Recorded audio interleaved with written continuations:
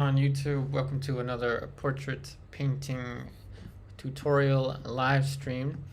So today I'm going to introduce you to not that unfamiliar of a topic, but let me see if I can move my camera around. I don't know if the setup's going to work, but maybe you see me, maybe you don't, I don't know. But this is my unlimited palette, this is what I call it. And it's not so much for exactly what the colors are, it's about the way that they're set up and what they represent. So let me talk about that and then I'll get to painting. You've seen me use palettes with 20 something plus colors on them before, but don't get it confused. It is the same concept as using any other paint palette, with the difference being that you're going to be mixing color based on kind of like your own imagination. Think of these as keys to a piano. That's what it is. It's basically keys to a piano, and the arrangement is from the brown to the pink, so alizarin type pink, red, orange, yellow, green, blue, violet, and then ending with black. And then this is a bunch of white. You can use different whites that you want, but I am using an alkyd white. But I also like to use, sometimes I'll use just a regular linseed oil. This is all titanium white. And so for this palette, this is actually a palette that I made myself. This is a 29-inch palette. It is pretty much not just a tabletop, it is a table. So I have my setup ready for me to work. So I'm gonna draw with just a grayish brown black and dilute it with a little bit of mineral spirits, and I'm gonna go ahead and get started here with this little sketch. So this is a live stream, so I do have the comments enabled, I hope. Sometimes there's some little lag with the comments, so if there is a lag, apologize for that. I'm just setting that up at the moment. Okay, cool. Alright, so working from a photo reference, you see it on the top left. The camera is at an angle so that my head doesn't get in the way. And that's pretty much the placement of the head. This is going to be an alla prima style start. So these days I actually use this type of start for pretty much everything. But then I spend weeks on it, a long time. So I have a mixture of alkyd oil paints and regular oil paints. So alkyd oil paints, just to show you differences in what they look like. They look the same, but the tube basically says alkyd on it. This is my favorite one, Winsor Newton Griffin alkyd, and it accelerates the drying. So I'm able to control this drying speed. If I want it to dry slowly, I just use more of the regular oil paints, but I introduce a little bit of a mix so that it dries in about a day.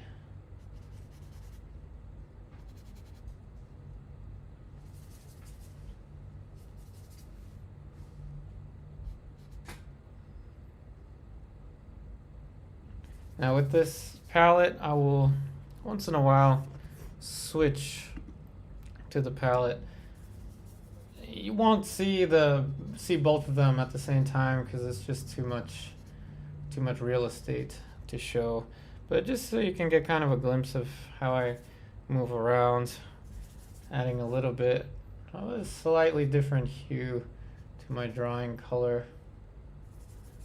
So this is pretty much all about placement.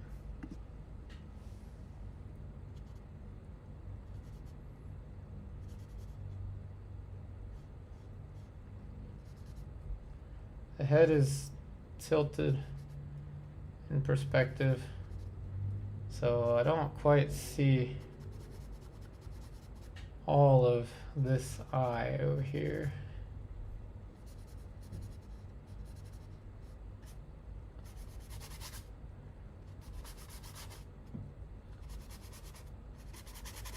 And block in some shadows. For the brushes, I typically prefer bristles, but these are just some cheap synthetic bristles. So I prefer the genuine hog bristles from Silverbrush, but these are just cheap synthetics. They work similar. I just have to add more paint to these. They don't carry as much paint as, say, a Silverbrush.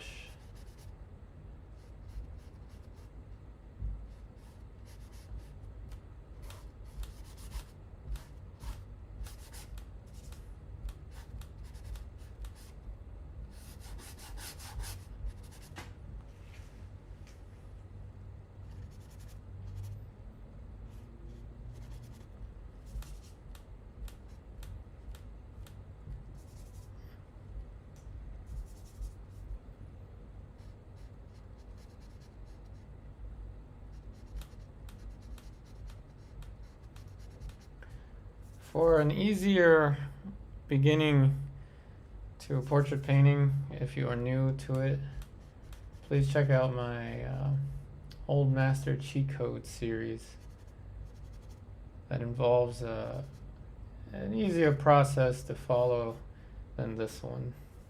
But if you got some experience behind your belt, or you want to try something a little bit more advanced right away, then this will work just fine as well. So I'm going to just isolate to the face with this one. I'm not sure how long this live stream will be. Probably not that long. But at least you'll get to see some of the palette. Now the concept behind Unlimited palette, I kind of named it that way just so it's a little different from, but still similar sounding to Limited palette, which is more popular.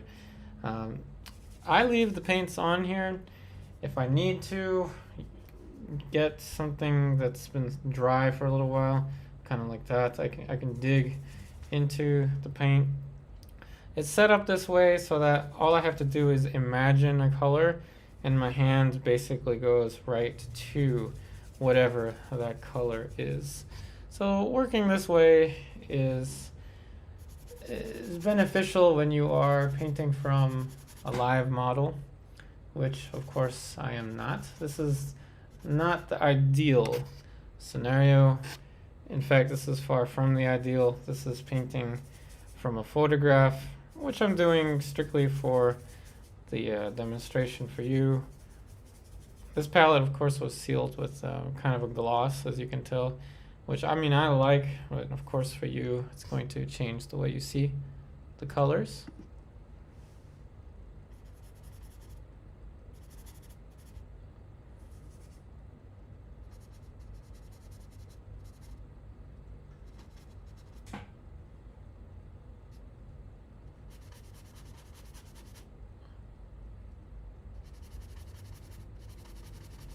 The other nice thing about a large palette like this is it keeps me away from being too close. You don't want to be too close to your canvas, especially when you're just getting started.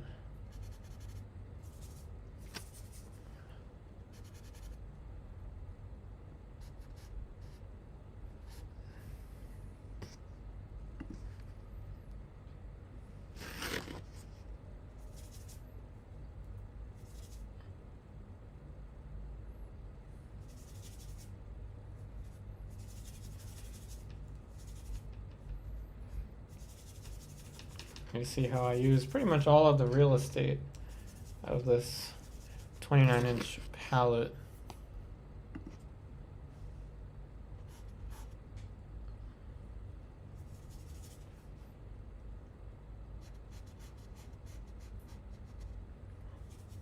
And I really enjoy starting off paintings really loose and free like this, and then kind of pulling everything together as I go.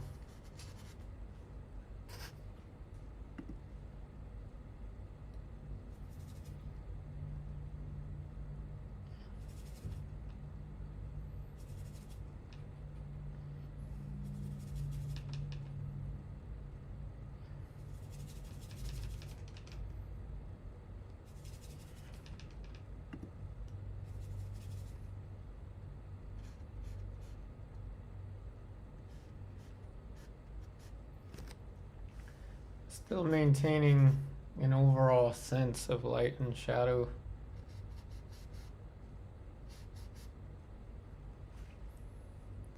Hey, another person online, what's going on? I've been good. I've definitely been working on this palette making business thing, which I'll talk about more later on.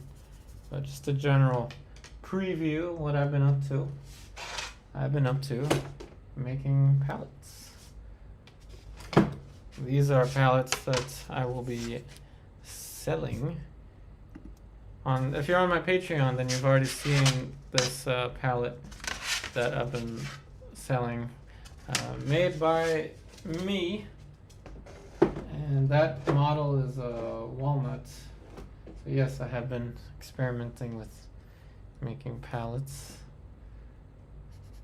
What have you been up to? What's everybody been up to? It's my intent to do more of these streams. Here I used a little bit of a bluish color for these planes over here. What's everybody been up to?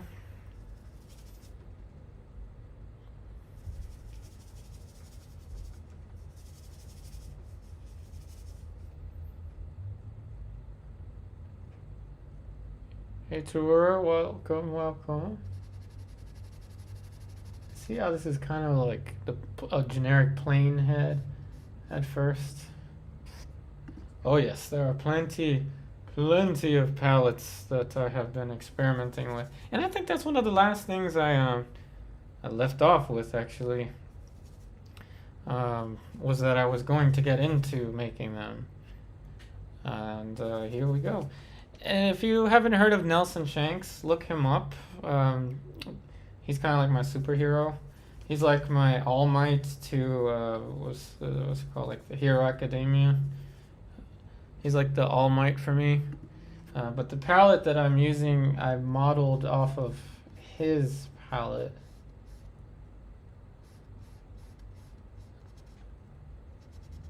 Oh yes, there are plenty of fancy palettes.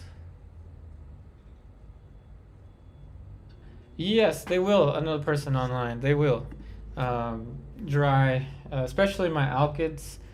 But I don't, as a general rule of thumb, I don't leave them on here long enough for them to cure.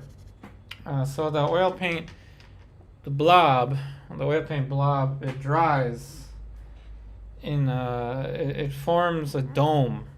So when it dries, it forms a little, this one right here is my alkyd. This is a non-alkyd cadmium orange. This is an alkyd cadmium orange. These are two identical colors, but one is alkyd. So in here, I can dig right into the bottom, and there's paint that I can use. With the alkyd, I gotta really stab in there, and I can get some paint out of it, just like the non-alkyd. But it takes a long time for the paint to actually cure, so I can use it still if I'm working within the parameter of like 1 week. I can still leave it like this, and it's usable. You'll notice that if you look up Nelson Shanks' palette, occasionally he does chop those, or he used to chop those little trees of color down. But what it is just a way to save time for me in the morning. I don't have to wake up and add all the extra paint on there. In the past, I have kind of let it sit there and dry. His name, Nelson Shanks. Unfortunately, he passed away like 11 years ago. But he was very influential to my teachers when I was a kid. Very influential to my teachers. He was the teacher of my teachers, so he's like my grand teacher.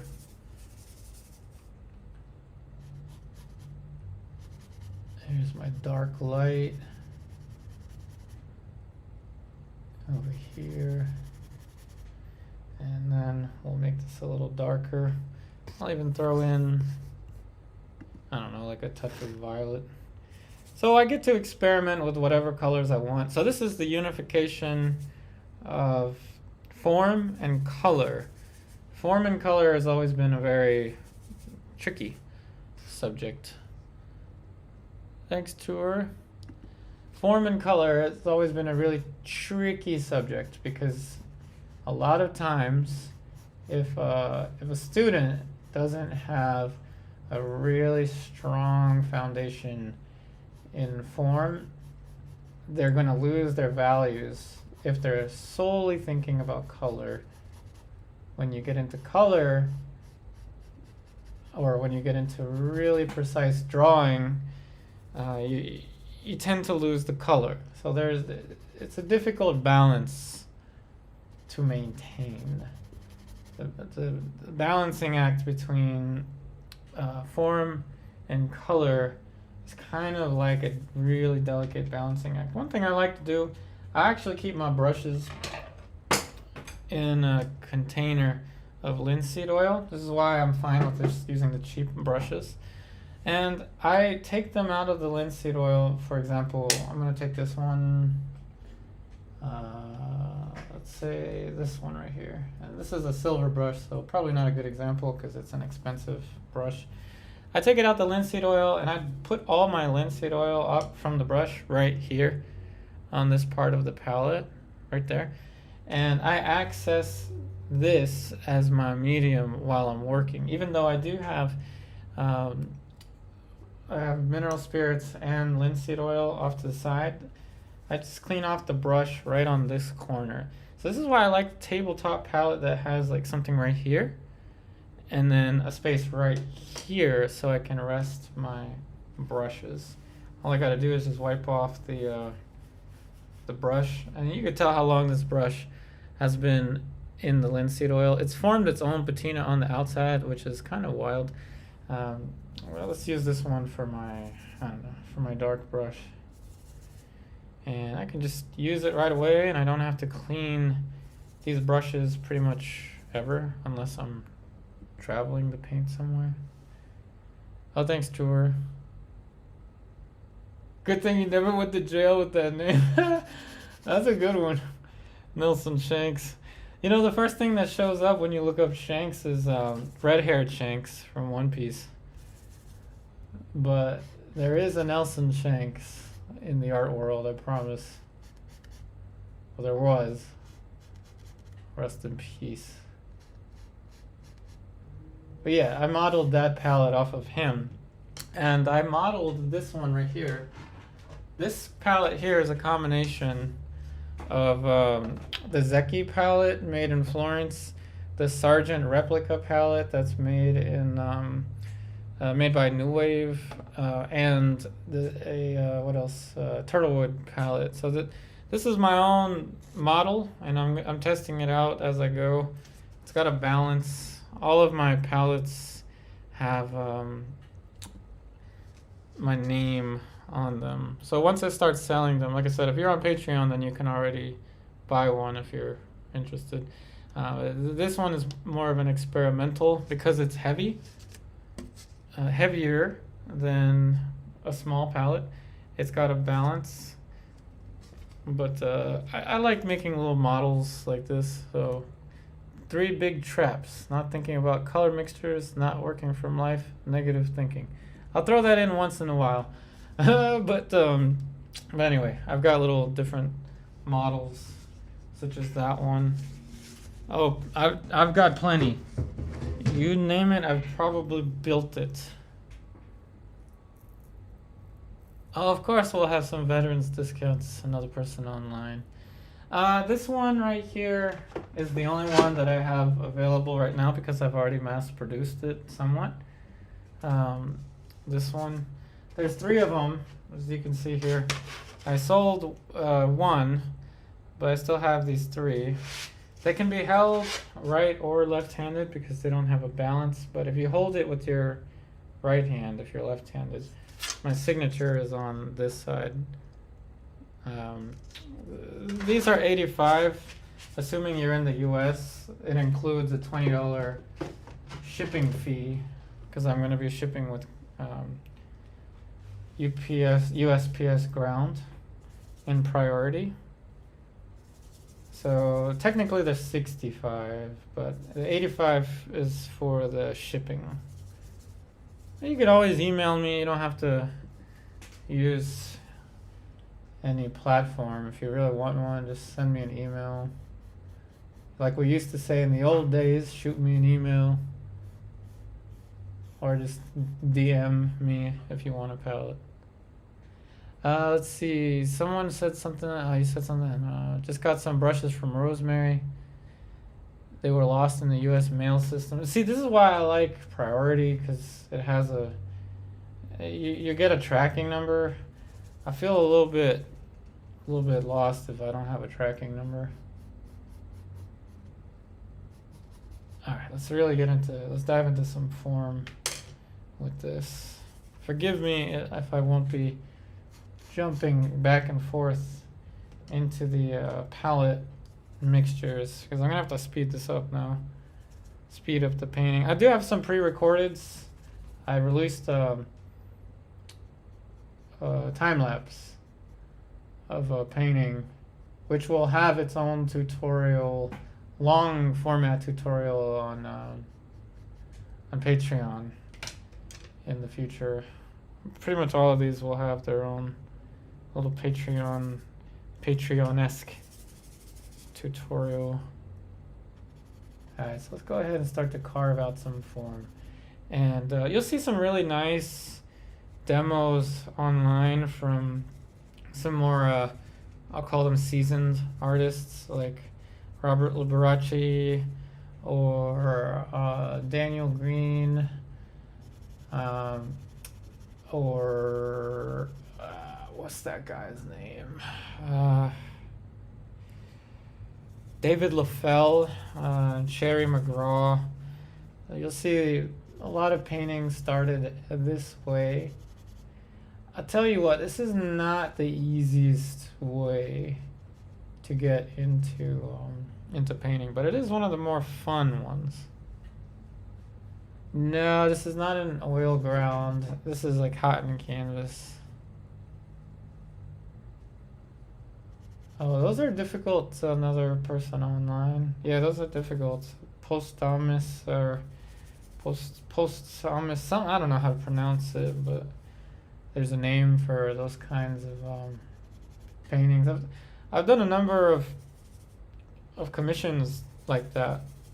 Speaking of commissions, I will be having my commission process available on Etsy. I'm actually going to be taking down my Shopify website for those of you that have seen it.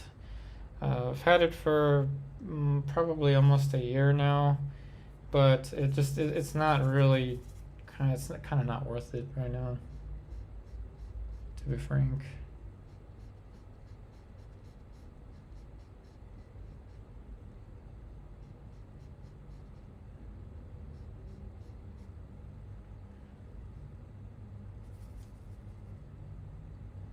Hey, Starcat. Oh, believe me, I've come up with so many fun palette ideas. I really, honestly, really like my new one, my new concept, which of course, as I say this is my go-to. This is my 9 to 5 right here. This is my everyday, not regular, not normal oil painting palette. It is a table. Like I said, it's not just a tabletop palette. it's a table. This is a cherry wood, and it's finished with oil-based polyurethane, armor seal. It's got 3 coats of armor seal polyurethane. No, I will definitely won't be doing too many pallets with that, just because it's not the safest when it comes to sanding. I know some people accidentally sand their pallets, but I can make any pallet on request. I can take on pallet commissions as well if you want. And like I said, more about that stuff later, but I will be creating pallets on commission as well. Grace, how you doing? Good to see you. It has been a while. It's been a very long while. I've got some really cool paintings to show you all in the future streams. If this stream works out, I know I always say this in the beginning of each stream when I haven't done a stream in like a year or so. And that's usually because I'm testing out equipment right now. This is a cheaper camera because, well, yeah, something happened with my more expensive camera. It still works, but my threads wore out for my HDMI setup. Yeah, my threads wore out. These are cheap brushes here. I kid you not. I kid you not. I bought these brushes, and this is just half of them. I bought these on Amazon in bulk, 500 of them, and here's the other packet. I kid you not. Each of these brushes is an average of 7 cents a brush. Yeah, 7 cents. 7 cents. And you'll see me use them in these live streams. So when you see a blue handle, this brush costs less than a dime. And it's going to behave that way. But I like to use them for things that don't require carrying so much paint. And you'll see how I use them. Another person online, I am using, this one is a polyurethane. This is the finish that I will be using for my the pallets that I send out, that I ship out. This is more of a satin gloss. I know it's kind of contradictory, but you can see the difference between them. This is more of a satin. This is like a glass, which I like, but a lot of people don't like. This one is in between. And this is actually, I'll show you what I use. There are no secrets here. This is what I'm using. It's a clear lacquer, water-based lacquer. So it's pretty much resistant to water. You can leave ketchup and stuff on it. It's very scratch resistant, whereas the polyurethane is not. So this actually scratches much easier than this. But this is a water-based lacquer. This is a polyurethane, and this right here is linseed oil finish. This one also has a balance, but it doesn't have my name on it because this was done probably like almost a year ago. I don't know how long ago. You've seen this one on many videos. I actually don't recommend the linseed oil finish for those of you that have concerns about the longevity of your palette, because they're too easy to scratch. Unfortunately, the linseed oil palettes develop a beautiful patina, but they are unfortunately too easy to scratch. And pretty much anything that has a surface that is solid, a solid surface that doesn't absorb too much, can develop a oil paint patina. So whether it's a polyurethane, linseed oil, water-based lacquer, tongue oil, which has nothing to do with tongues that we use to speak and eat and taste or whatever. They'll pretty much all develop some kind of patina over time. And the oil-based ones are pretty much similar to the linseed oil. They're stronger. Oh yes, I have been doing a lot of palette working, and I will be selling a lot of palettes already ready to ship palettes, as opposed to not to hate on anyone, because I'll you know, I'm all about the love, you know. But if you look up a lot of the custom palette name brands, so basically almost anyone that's not New Wave or Turtlewood, all of their palettes are made to order, but I will have both made to order available and ready to ship.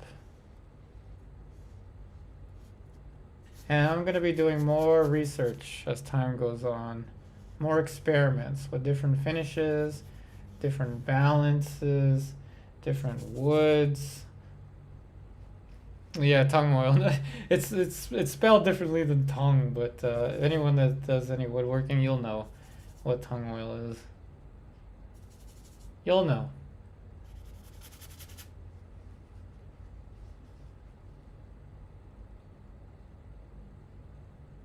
A few of my videos on ketchup. I don't know if I've made videos on ketchup. Hey, Gannett Speed. Oh, thank you. Thanks for watching from England. So happy to see you all here. I'm so happy to see you all. Especially when it comes to the background. I like to paint the color of the light in relation to the color of the shadow, but I also like to paint adjacent colors relative to one another. And like I said, I used the entirety of this tabletop. This right here, I didn't even think about going for this color, but I did anyway. I didn't think about going for this color. This is all kind of automatic mixing. But yeah, having this array of colors like a piano really, you know, adds a sense of freedom and creativity to your mixtures that you don't really get with too much limited palette.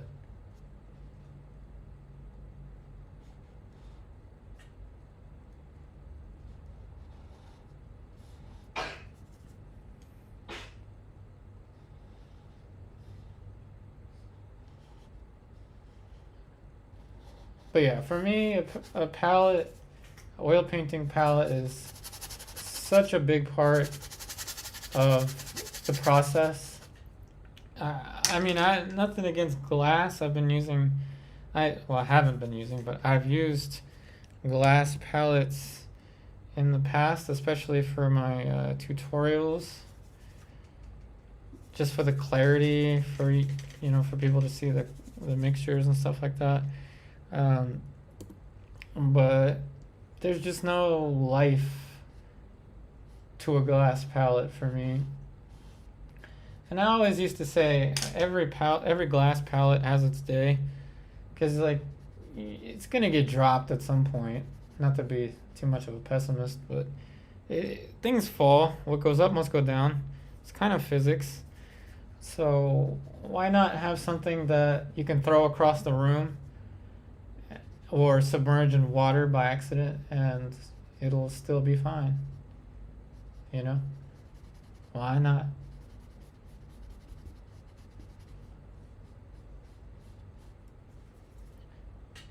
Hey Libertas, welcome, welcome.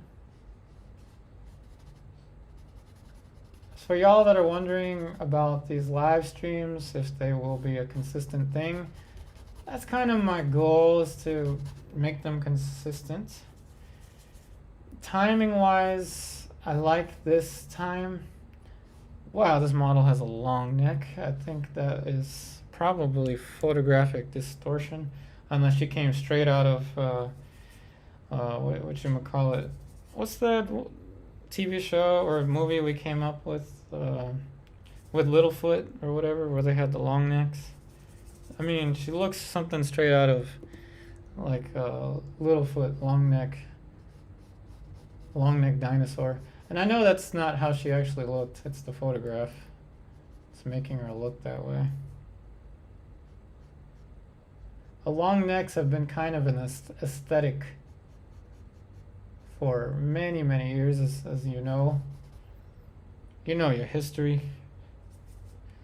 I'm pretty sure you know your history probably better than I do in some fields, and long necks is kind of a thing. It's been a thing for a long time.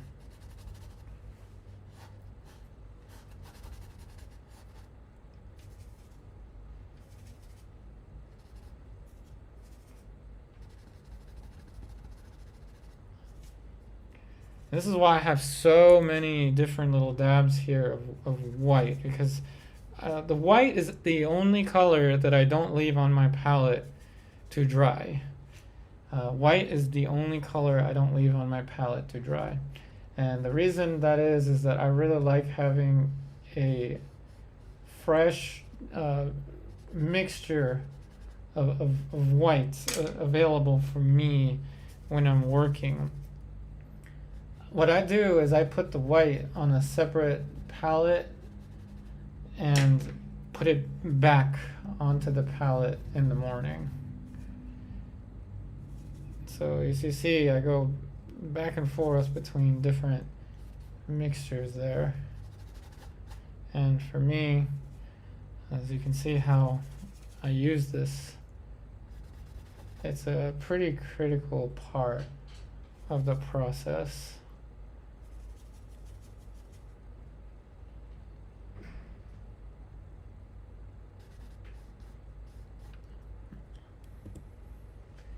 Hey, Chur.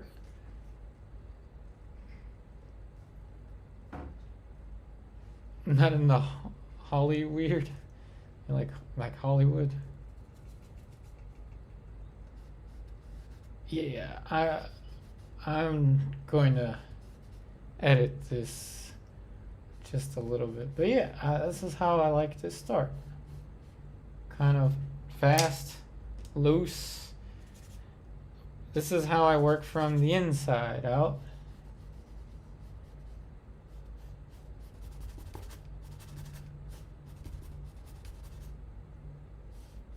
Of course, I will adjust the neck slightly as I go. But definitely photographic distortion is going on.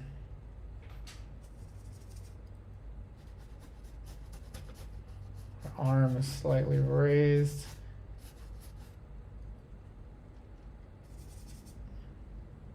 This is all kind of my little vignette, but I know that I will continue this one. So even though I started it like this, it looks like this, you'll eventually see it looking a lot better than this. And this is just how I like to start.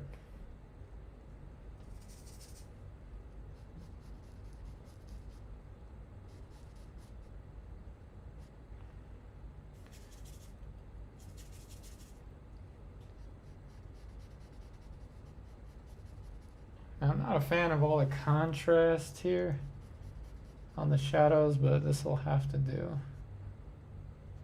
Another thing about this ginormous palette, it serves another function for me. I can, and often do, use this part right here to rest my elbow like this. So when you see the brush like this means my elbow is resting on the surface of the palette. So it's also a rest for my elbow. I do enjoy the aesthetic of a handheld palette, and I do want to sell mainly handheld palettes in addition to tabletop palettes as well, of course, because I mean, I'm not a hypocrite. I'm using tabletop palette, and I'll be selling tabletop palette, but the handheld palette has more of a nice aesthetic to it. But for me, hours and hours and hours of painting, I kind of prefer to have something to rest my elbow on. And sometimes I'll just rest my elbow on a table and hold the handheld palette, put it off to the side.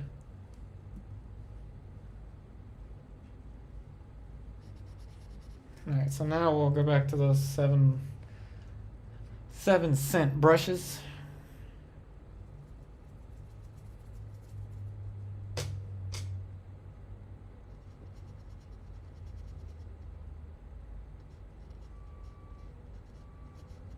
It's funny, I'm kind of the opposite of most.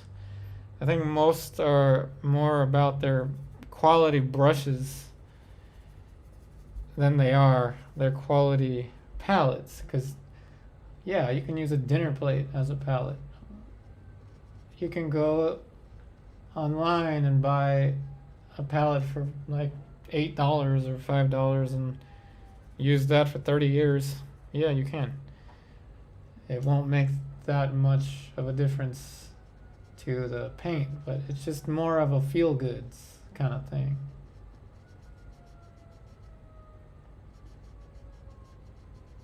Whereas for me, brushes are more utilitarian. Yes, a quality brush will have a quality brush stroke, but I'm not going to be paying hundreds of dollars for a quality brush stroke that I can do like that with a brush that costs 7 cents.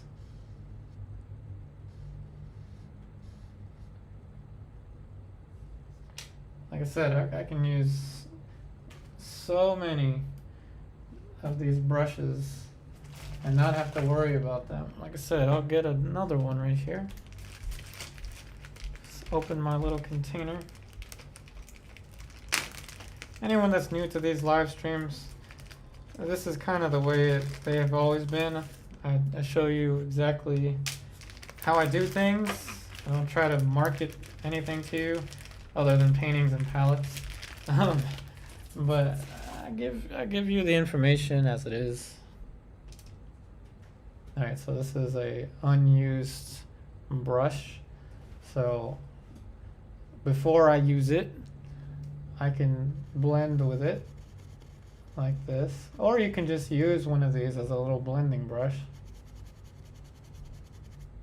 And I'm doing this right now so I can ghost the image out and then reapply more fine form. So I can ghost with it. That's for 7 cents. You can ghost your image. And if you are feeling like you don't want to, you even don't want to put the brushes in linseed oil, you can just toss it. Basically like a chip brush that you'll use for house painting. You use it and then you get rid of it.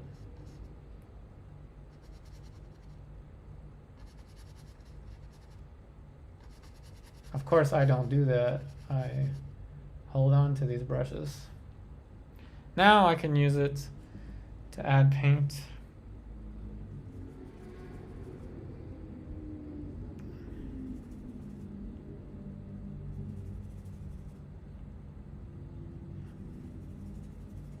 So I've got a cadmium green pale Winsor Newton, and I've got a cadmium yellow greenish. I'm not even sure what the name of this color is, but it's a yellowish green. So I've got like 4 different. I've got yellowish green, middle green. This is a chrome green. I've got sap green, terra vert type green. I've got phthalo green. Watch this. You'll see how bright this is. See how bright that is? Now that's fun. I can put that in highlights if I want to. I can put that for this highlight right over here, and it still maintains its value, but the color is different. So this is how you can use color without being stuck with the look of the photograph.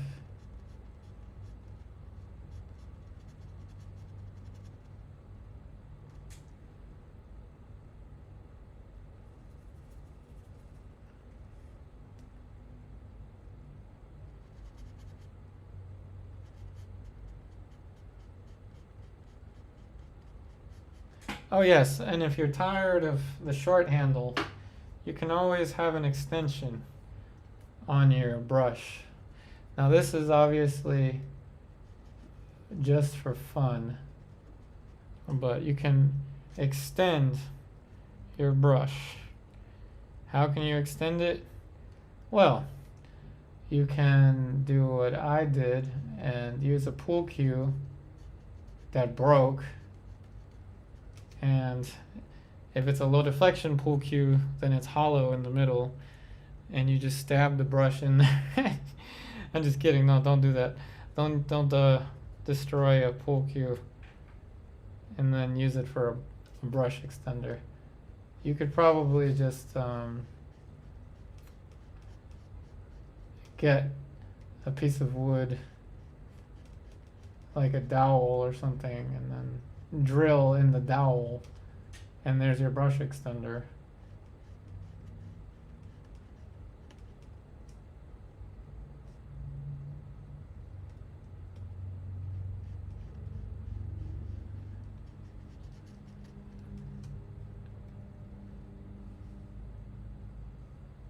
You've thought about an extension tour?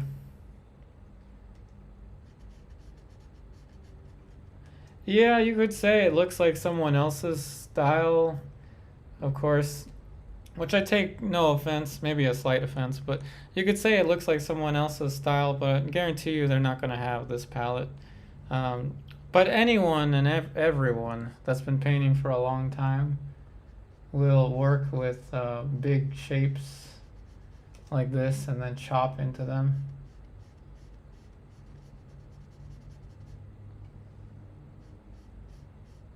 So for example, like I said, let's use another example. What was his name again? Just David LaFell.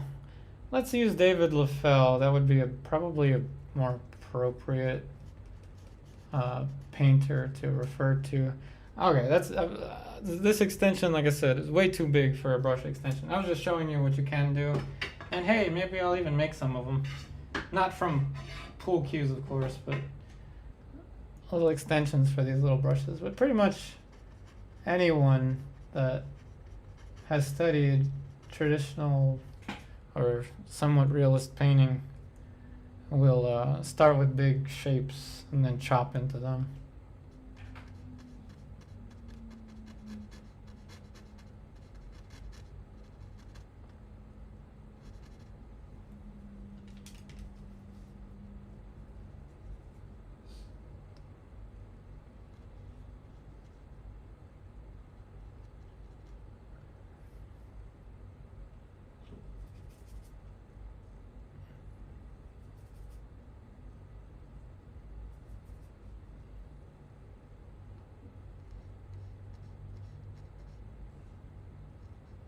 So here's the trick, my friends. This is the important, pretty much the biggest thing I want you to get out of this video. It has to do with the title.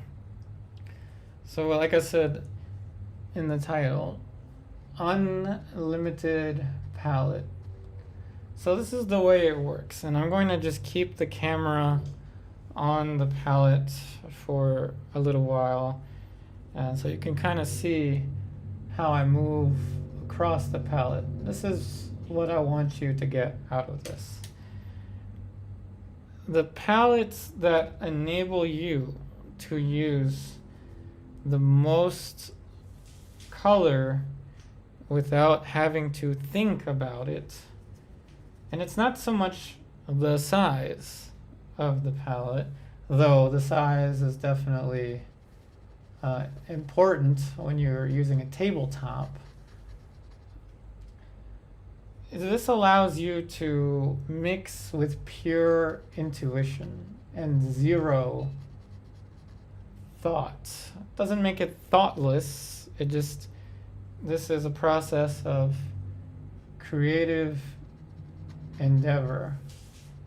Because color is the most subjective thing when it comes to painting, it stands to reason that it's the most open to interpretation. The fact that color is the most open to interpretation means that you can truly paint how you feel a certain color experience is to you. Now, you don't want to be stuck with just one way of doing things ever, but this is just what I'm showing you, and this is what I personally use. These are all titanium white alkyd, but I keep various different piles like this so that I can always have access to a clean piece of white.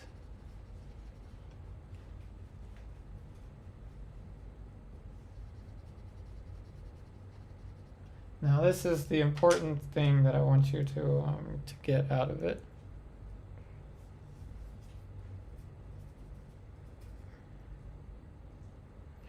As you see, with the larger palette, I'm able to really move from one shape to another.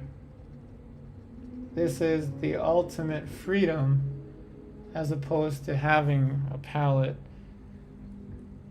right here, which is better for instructional purposes.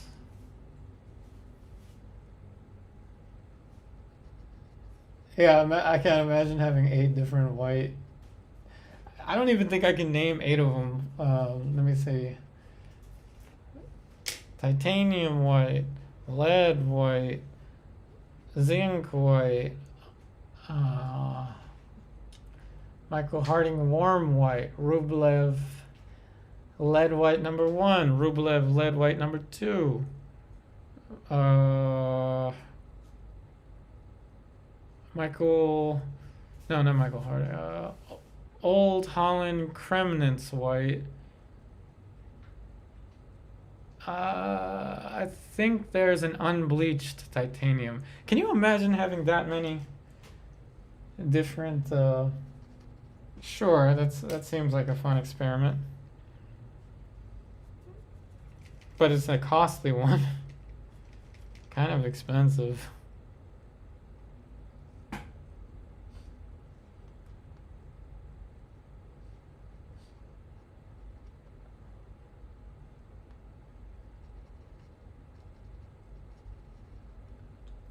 Now, when it comes to the way that I'm developing this painting,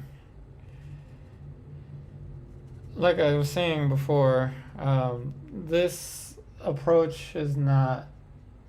There's nothing grand about this approach. The only thing that's probably different and should be noted is that every plane change is a color change, and I'm not painting I'm not painting what I see at all. I'm painting the visual experience. So I'm painting through interpretation of form and not through the exact replication of the subject matter in front of me. If that were the case, I used to be able to say just take a picture and print it out, but you could just ask ChatGPT to do it for you, and there you go. But I'm showing you something that's a little bit more involved. And this is how you can create form with freedom. No measuring at all. I am totally not anti-measuring. In fact, I will give you a drawing template if you are beginning painting. There's a time and place for measuring, but I don't do it unless it's a commission and I've got to get that little angle of the smile just right. You know, I'll do it for a client. And basically, I'll measure if I'm getting paid to measure.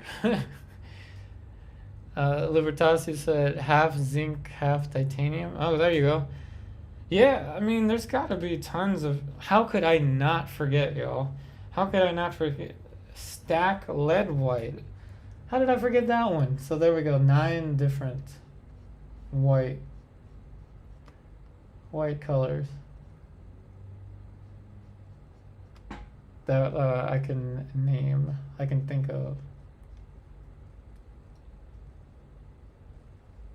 Stack lead white.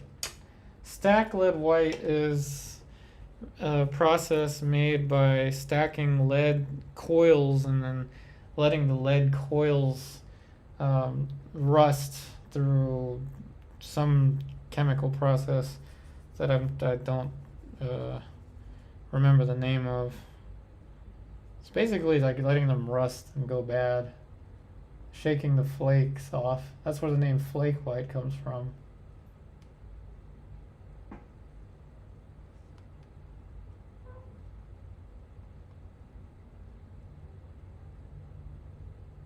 Oh, but yes, I have missed this this format.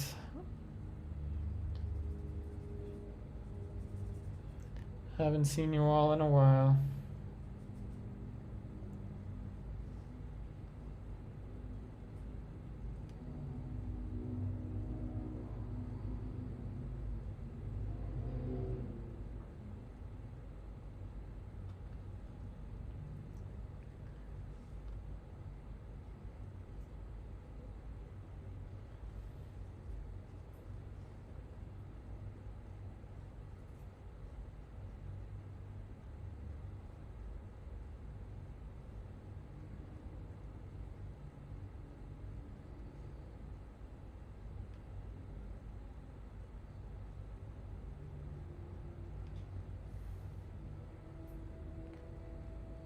Flake white, yeah, that's where the flake white gets its name from. Yeah, it's from the coils, shaking the coils of lead that are left. That's where the traditional process of lead white comes from. But yeah, I did say flake white. I think maybe I didn't. Maybe I didn't. Maybe I forgot to say flake white. Williamsburg flake white. Maybe I forgot. I don't know.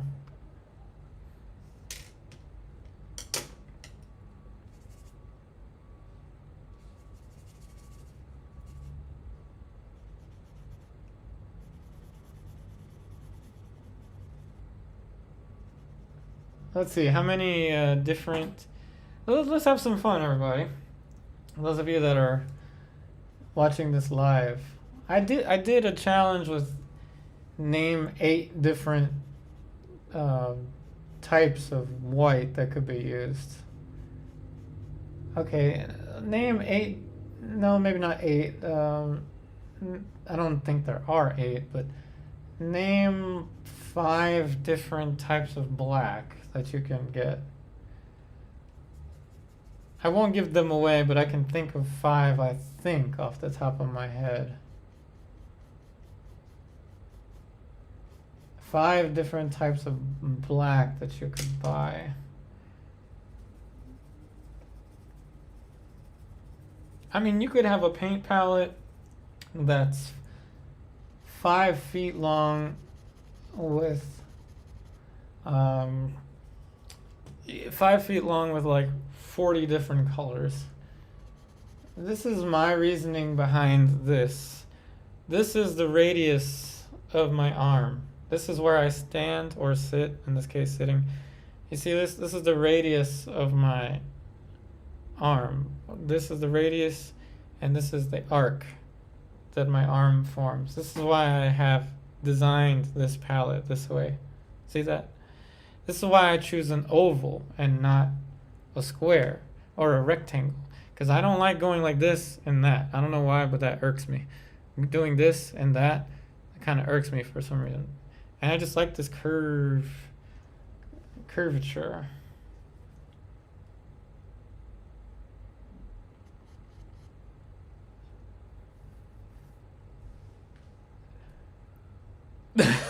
Truer, that's a good one.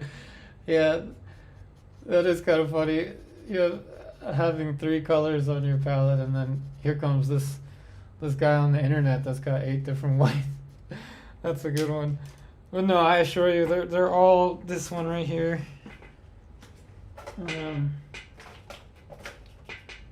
They're all this one. Griffin Alkyd.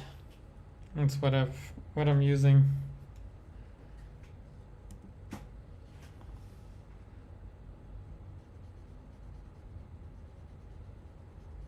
And you'll have the old school painters, like, I mean, I guess pretty much almost all the painters, to be honest, will vouch for a limited palette. But, you know, like I said, color is the most subjective thing. If you're gonna get away with making something purely yours, it's going to be color. If you get a room of, and this doesn't come from me, someone said this to me a long time ago, but if you get a room of some number, say 20 different artists that are classically trained, and you get them to paint the same model, pretty much the drawing will look almost the same with all of the classically trained artists. What will vary is the color.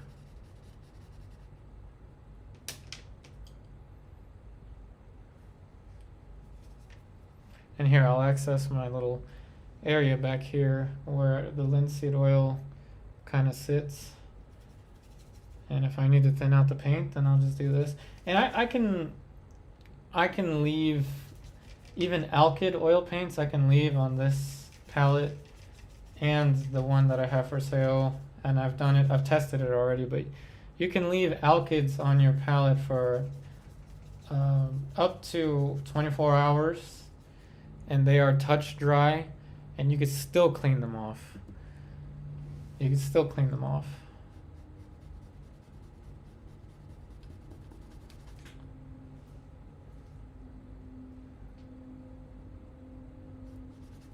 Well, let's put some bright, some phthalo.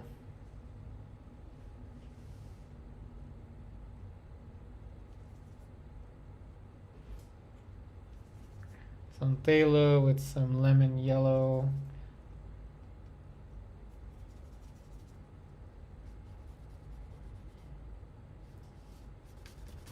Phthalo with some lemon yellow. So ivory black, Mars black, and lamp black. That's 3 of them. You can also go brand specific. You can go brand specific if you want to. There's some cobalt blue up in there. Cobalt blue and white. Let's go with some dioxazine, purple, and white. Cerulean blue. Just cerulean blue. Let's go with some phthalo blue. Phthalo blue says I am not the same. I am a Martian. And let's throw in some chrome green. All relatively the same value. Can have all kinds of fun with this.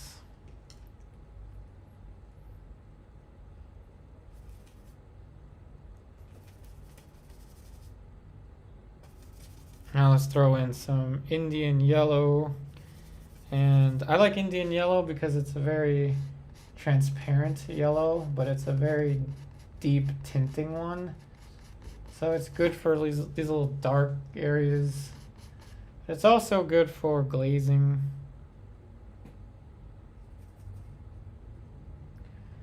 So let's see if I can think of 5 different black colors while we add some cobalt blue and whatever dark that was on my palette. Okay, so ivory black, Mars black, Bone black by Rublev. So there's 3 right there. Chromatic black.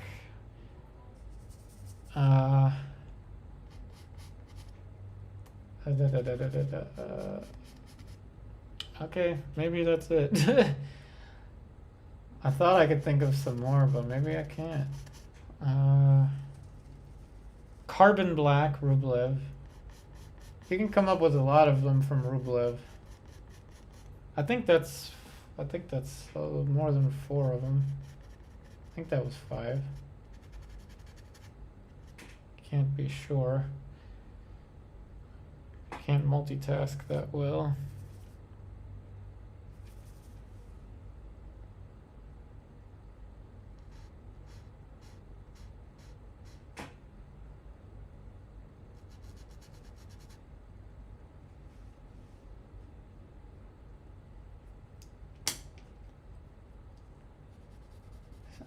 This neck is bothering me for some reason.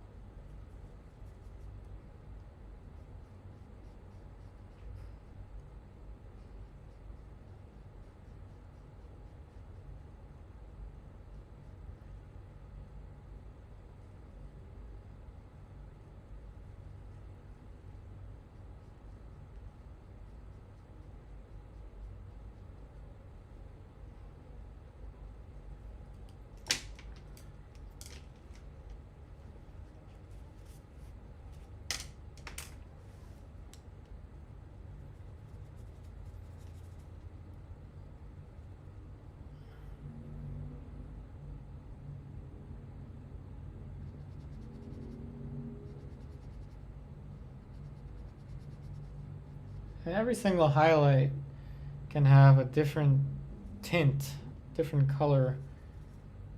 Now, if you are working from life, you can do something that's called a color study. And you're going to have to look up Henry Henchy, the Henry Henchy way of doing color study, and paint blocks of just wooden blocks painted, or any kind of white non-reflective block in the sunlight under different light scenarios. Those are pure color studies. That is the best way to improve on your color. Like, color theory is a great explanation of what color is, but it's more or less not as useful in application. You want to be able to paint freely with color and kind of just experience the color and kind of have form be the primary objective if you're going for realism. But in order to balance them, you want to let your conscious do most of the work with form, and your subconscious do most of the work with color. If that makes any sense.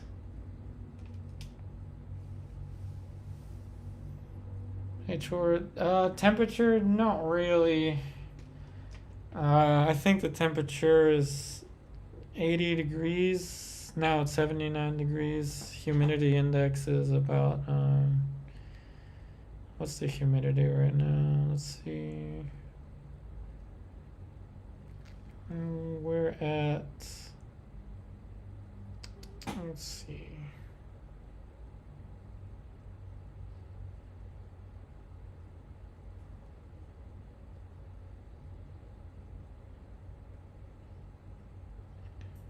We are at 57% humidity. Feels like 79 degrees. No, I'm just messing with you. I know you're talking about the temperature of the color. But no, typically no, I don't think of the temperature that much. I think more about hues than I think about temperature of anything.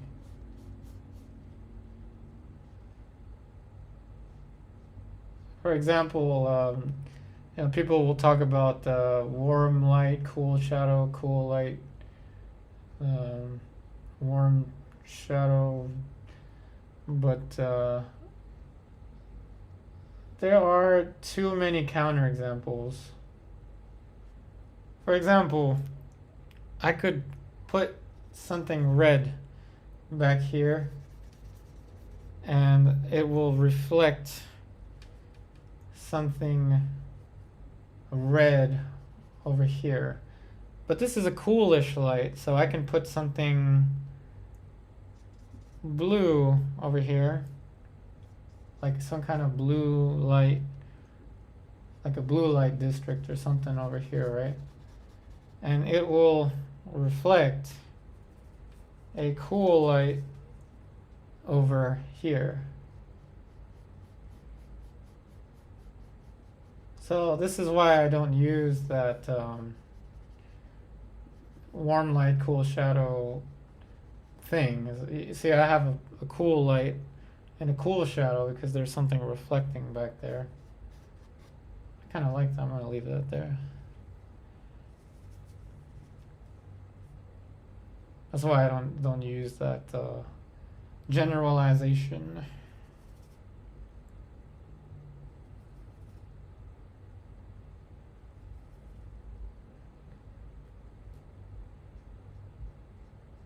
But that is the scope of how to utilize an unlimited palette, such as this one. But allow me to kind of speak freely, as if I haven't already been speaking enough. But you know, in my live streams and in my videos, I don't talk about the unknowns, things I don't know too well.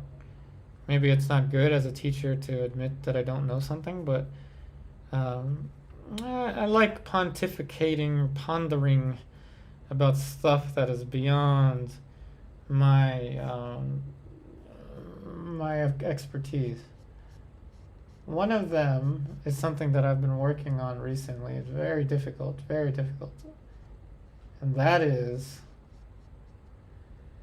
painting extended paintings, so multiple layered, multiple session paintings from life with environments. And I'm doing a big self-portrait right now with lots of stuff in the environment, and I found that I've had to deal with things moving quite often, and I'm guessing that's the same case with pretty much what's happened with all of the old masters, because I'm sure they didn't have everything in the same place.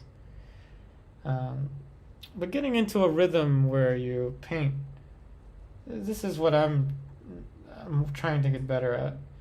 Painting scenes from life with things in the environment, different perspectives, and working on it multiple days at a time. That's something that I haven't been too good at.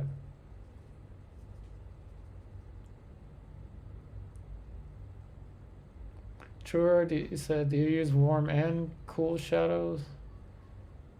You once used warm and cool shadows. Oh, I did? I don't remember. Well, that's good. It made it really dimensional.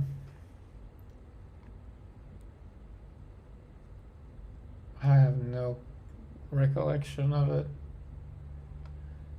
I think next year, unless it's this year, I think next year is going to be a decade that I've been on YouTube. A whole decade, y'all. And I've since changed a lot in this decade. One thing that hasn't changed is my love for painting, especially when it comes to, from life type demonstrations. I want it to look like as if it was from life. And of course Nelson Shanks, I've mentioned him from the beginning, I think. I don't think there's a bigger fan of Nelson Shanks than I am.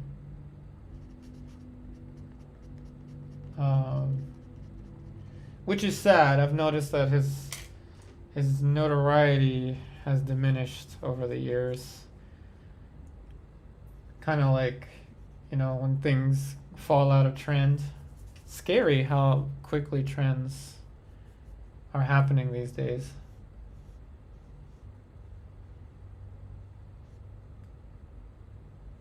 But anyway, I'll always continue to mention Nelson Shanks.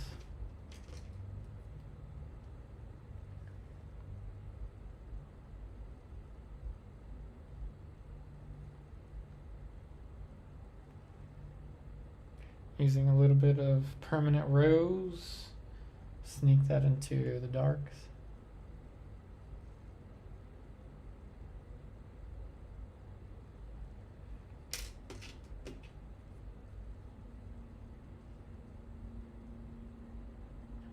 Now at this point, the paints are starting to get tacky, which I don't mind. If they're too tacky, I'll add a little bit of mineral spirits to them, or linseed oil.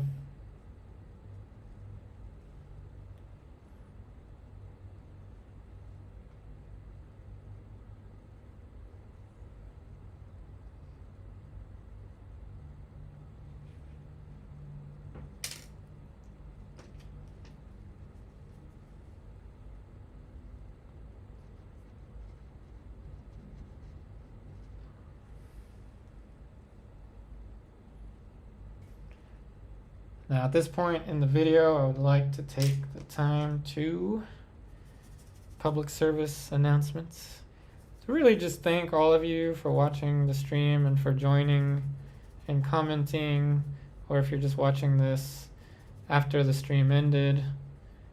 Those of you that have, been excited to see this stream or look forward to the next one.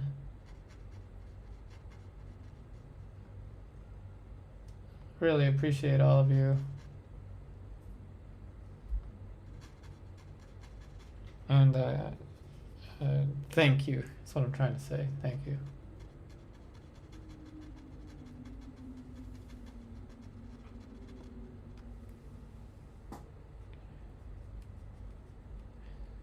And there's my buddy Randy. I'll call you back. Don't worry.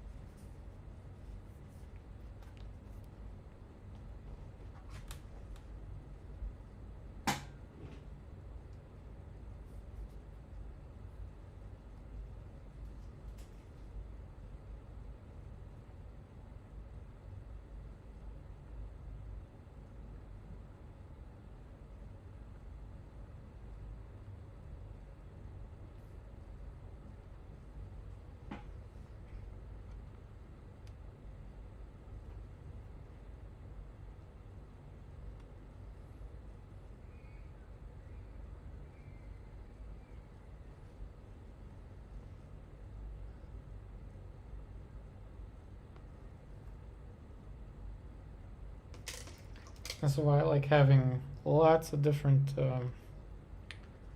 brushes, especially these little ones for this kind of stuff.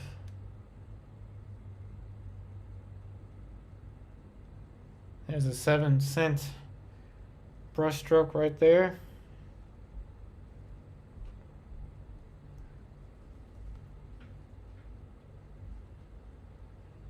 But for those of you that paid the big dollars for the expensive brushes, don't feel bad. Don't think just because this guy on the internet's using a 7-cent brush and doing something semi-decent, if we're saying this is at all decent yet, probably isn't. But you know, the big money items, they pay themselves off over time. So there's nothing wrong with buying more quality brushes than what I have. There's nothing wrong with that.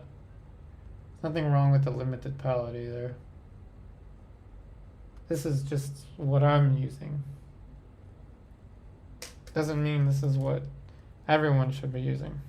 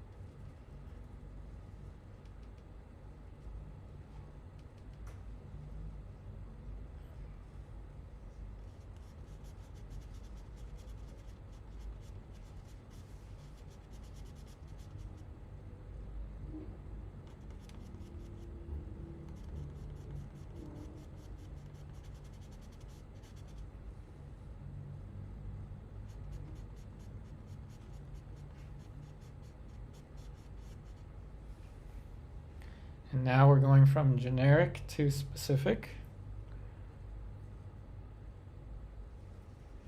You can really see pretty much all of this 29-inch palette is in use now.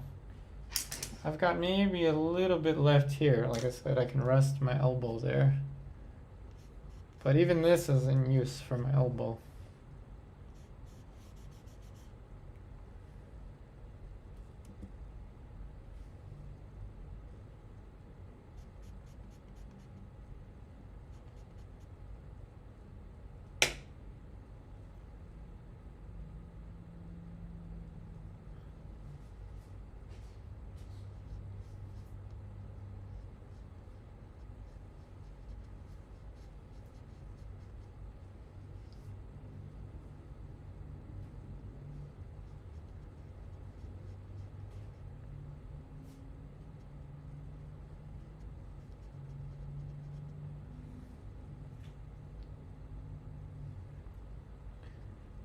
And sometimes I will, now that I'm thinking about it a little more, when there's something warm, I tend to add something cool across from it. I just didn't really realize it until now. So I have an orangey light. Now I'm putting a bluish light. And maybe that's something I need to think about a little bit more so it doesn't become too much of a convention. You gotta be careful not to do things too repetitively in your paintings. it's good to be repetitive for things such as light and shadow, perspective, like all those technical things. But when it comes to color and composition for that matter, it's good to have a little bit of ambiguity.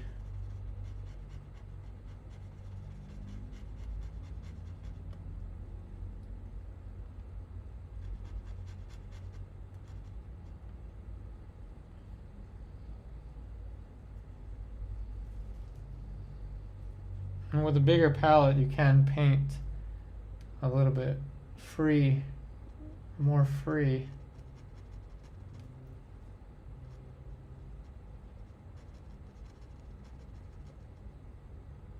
A big palette kind of plays the song Free Bird. A smaller palette plays more of a controlled, so it's more of a classical song playing in your head.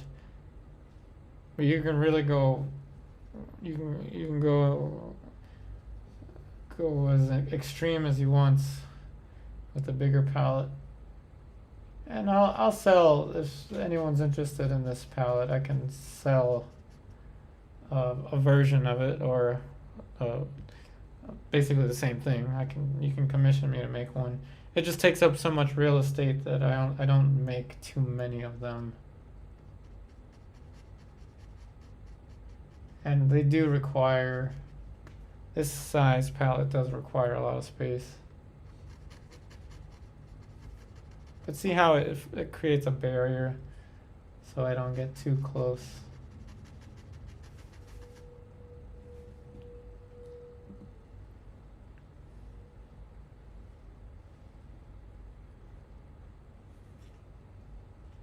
True, or your palette plays Marilyn Manson. It's extreme.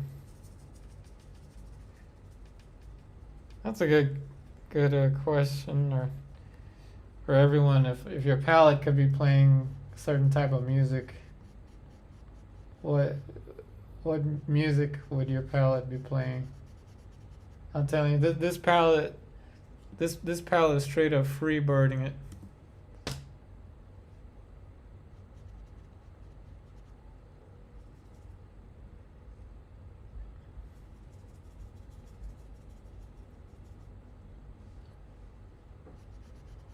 And I think I did upload a video once comparing painting to music, but I'm pretty sure, at least I hope, that I made the disclaimer that I do not claim to be knowledgeable on music, so it's only what I think. I suspect that music has some similarities to painting.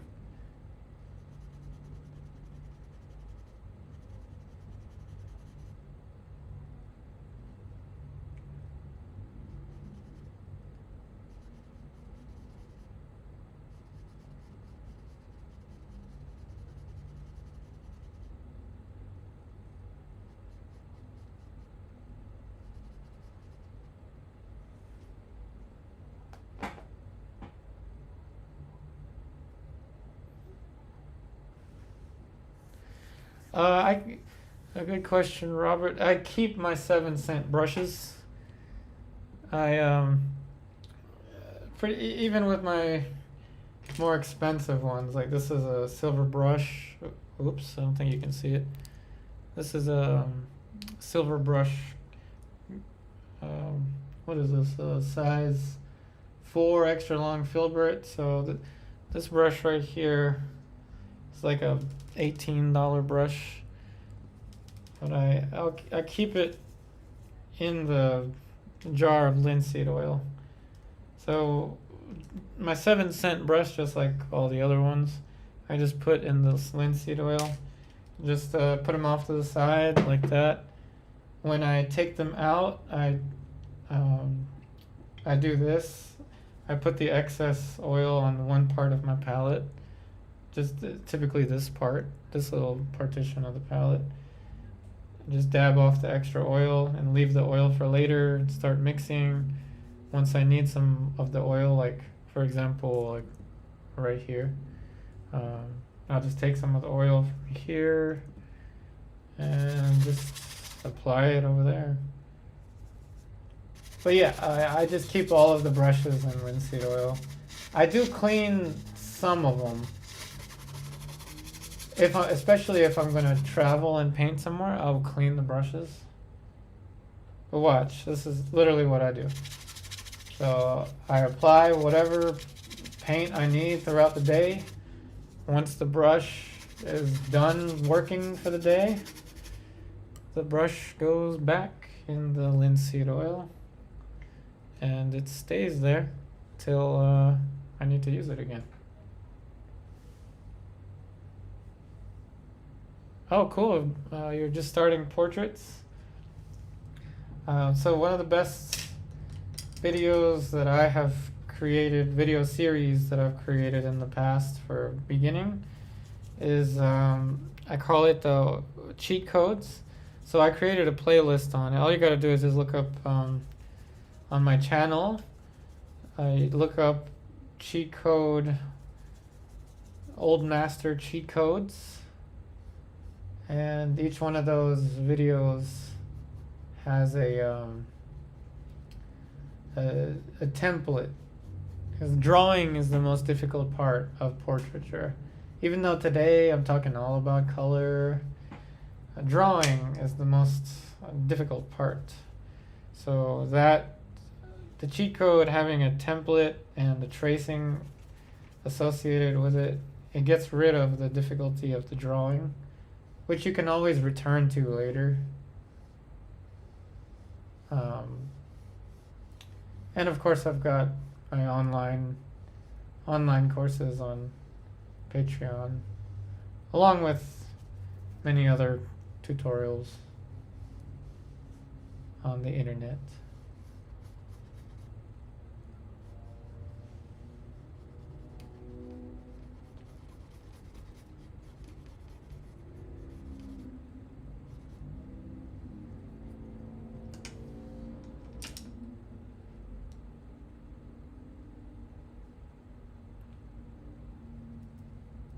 My advice to anyone just starting out with portraits is to, it's something mental. I would say with portraiture, be careful not to think in terms of the person that you are painting. So for example, be careful with those paintings of loved ones or family members, or paintings of close friends, especially when someone finds out that you do painting and they're like, oh, can you paint great Uncle Billy? Tell him Billy sent you. Be careful with that one right there. That's my biggest advice to anyone getting into painting, portrait painting. Be careful painting people you know, because then painting takes on a different concept, different way of thinking. And to anyone beginning out there, you always want to keep painting strictly about painting and not about who it is that you're painting. We should treat every person, every subject with the same degree of seriousness, which in this case is not too serious. Why so serious? But really, painting should always be free. It should be fun. It should be loose. There should be lots of brush strokes everywhere. There should be freedom associated with it. Because let's think about it. If it's not fun, then why are we gonna do it, right? It's gotta be fun.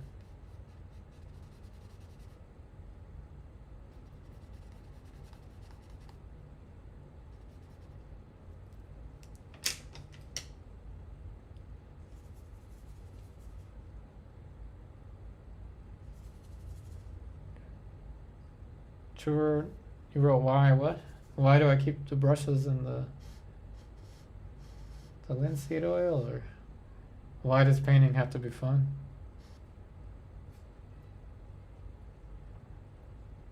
Why is the biggest philosophical question out there.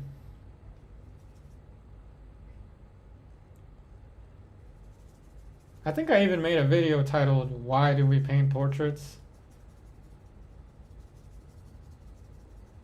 I don't know, it feels like some millennia ago now.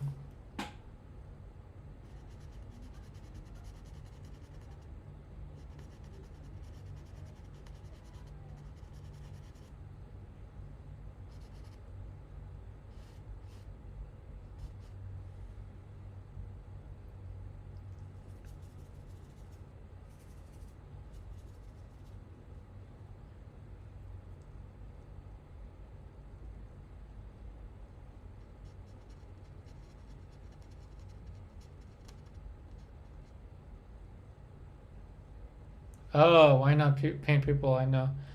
No. Well, there actually is a quote, Sargent quote. Every time I paint a portrait, I lose a friend. I mean, that kind of makes sense. Every time I paint a portrait, I lose a friend.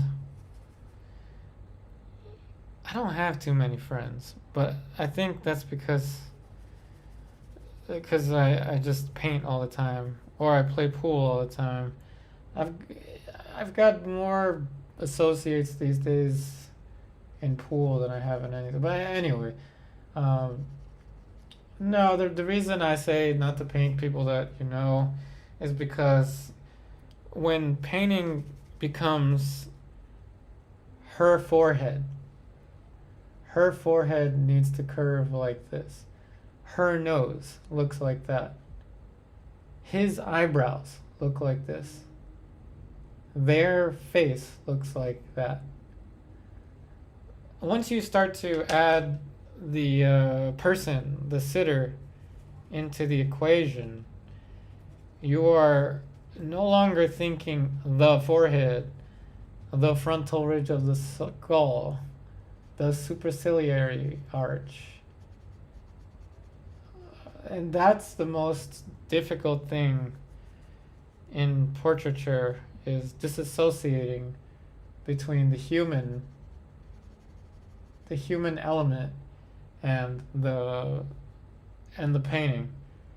If everyone could think of a painting or a portraiture as fine art and not as a representation of a person, and let the painting itself become the representation of the person, which it ultimately is, it just makes things a lot easier when you detach.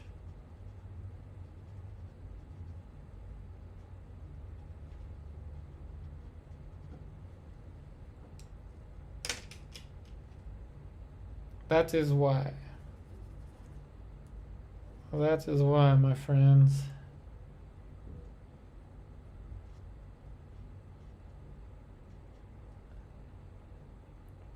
But you can do it. Don't get me wrong. You can do it.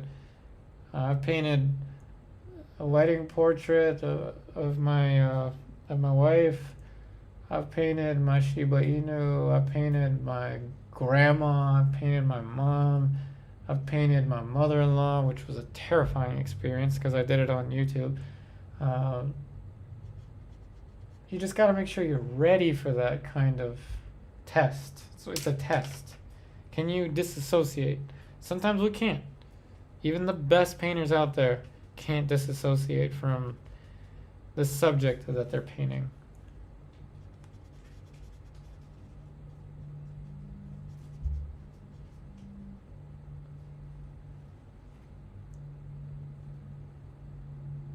Yep, true. That's something to think about.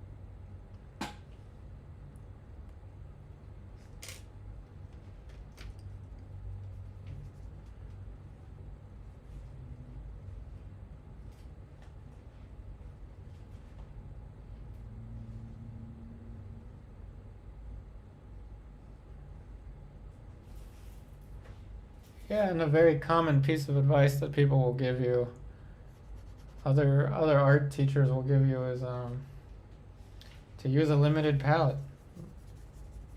But again, it is a lot of fun to have a big array of colors, but with great fun comes great risk, like everything in life.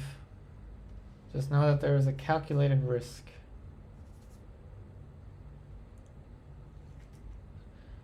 Tour, you do the opposite and become one with the subject.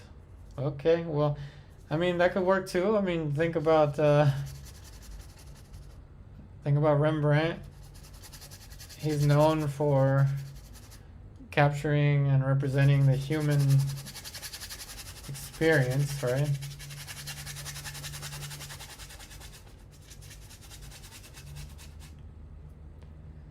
Think about good old Rembrandt.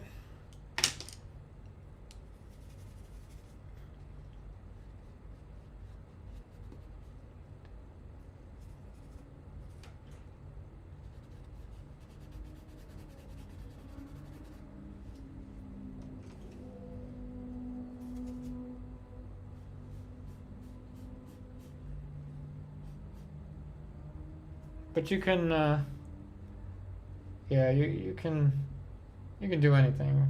Just because I say one thing doesn't necessarily mean that that's the law. Sometimes you gotta fight the law and win. But usually every time I fought the law won. So, you know, it's a little different for me.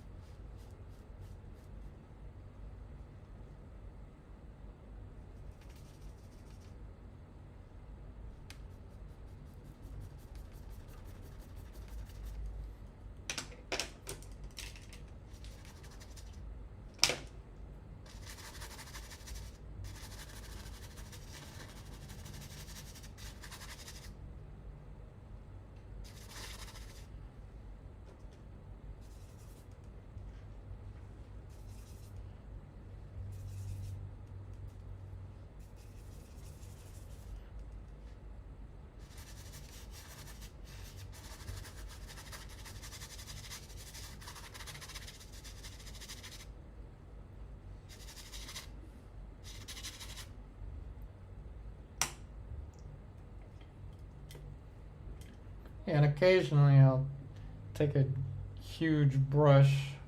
This is the biggest brush that I have in my little storage there. And use it for background like this. And it already has a lot of linseed oil. That's why I use the alkyd along with the linseed oil. That way it doesn't take forever to dry. You always got to think about the next layer. Even if it's an alla prima, think about how you can return if you have to, which I will have to. There's no way I can finish this in one sitting.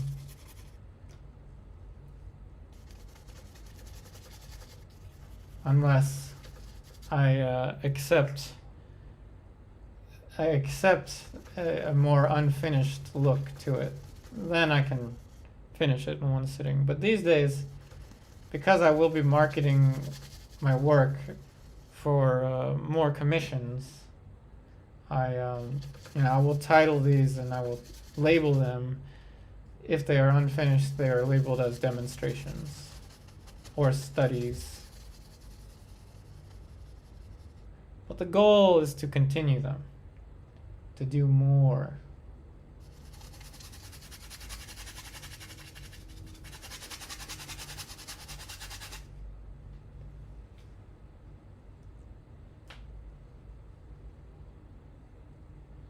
Oh, thanks, Grace. No worries, you won't be missing too much.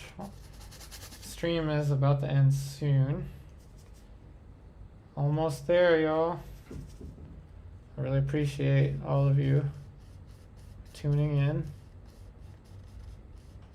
I will either continue this one next time or we will do something else.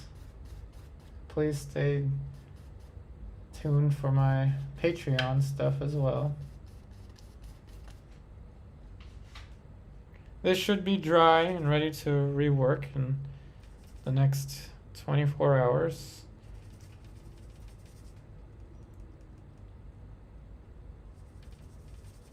I may work on it off camera and then start another one next time.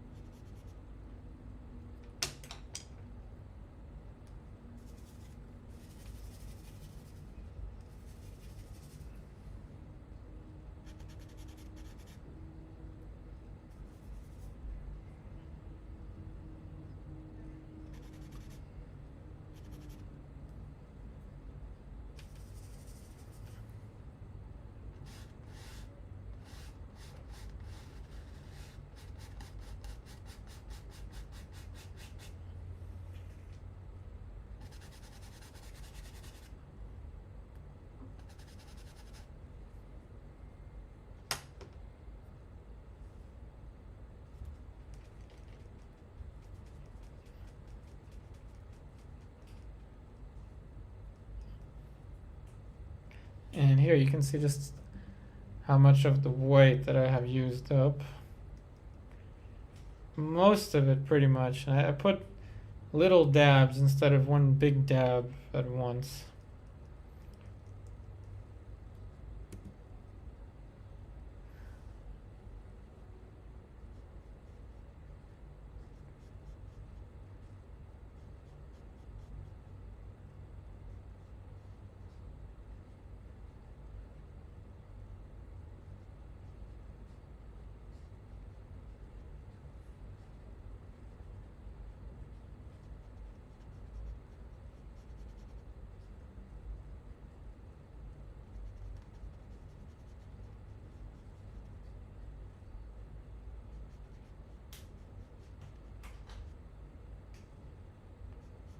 We're just now getting into some of the modeling. Just now. Apologies if I painted a little bit slow this time. I did get into a lot of explaining what the main topic of the video. But there are no excuses. I did paint a little bit slow this time. Muy lento. Muy lento.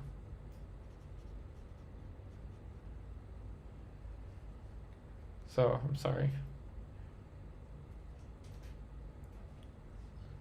I use, this is a canvas, but I kind of use everything.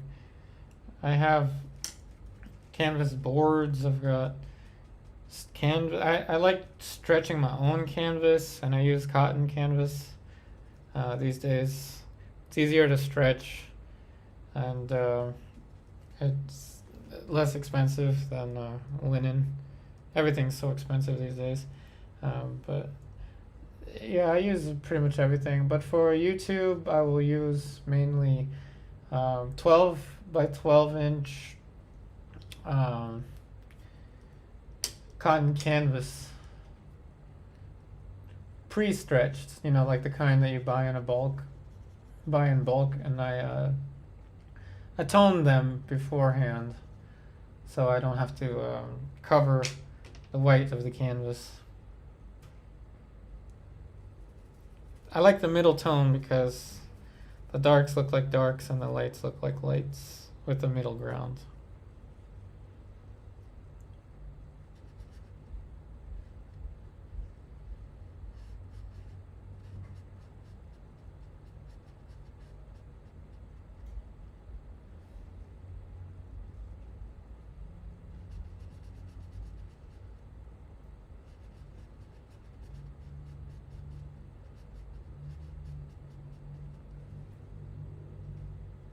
So if you've never used alkyds before, they are really useful if you're going to be doing long-term studio painting, because you can add them with your regular paints and expedite the drying time. I also have walnut oil paints, such as M. Graham walnut paints.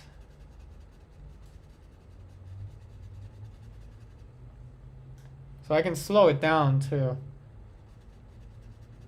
And I like painting that way, where the medium is, kind of already in the paint.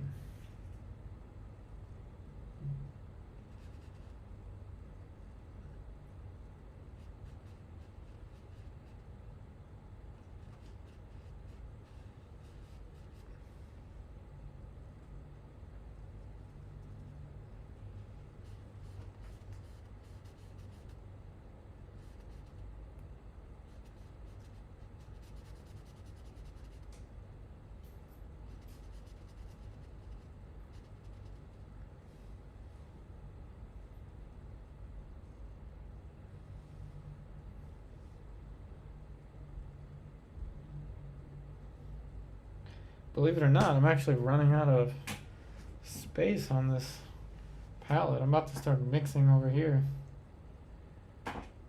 This is permanent rose and white. I want a clean piece, so I'll go right here.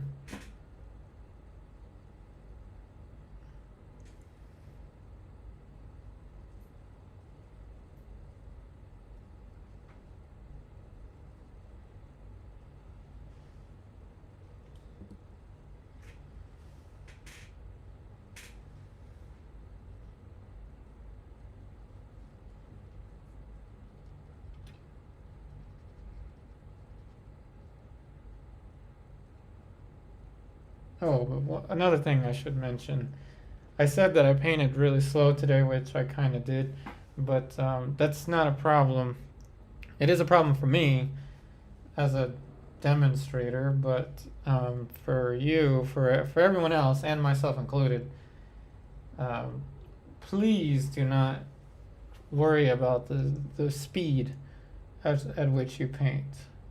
Unless you've got a deadline with a commission, an important commission, please don't worry about the speed that you paint.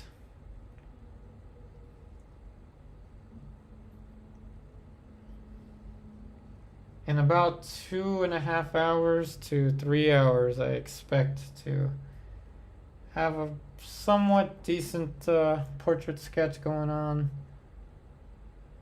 But sometimes there are challenges, like I think the perspective is a little bit tough. But anyway, all is well that ends well.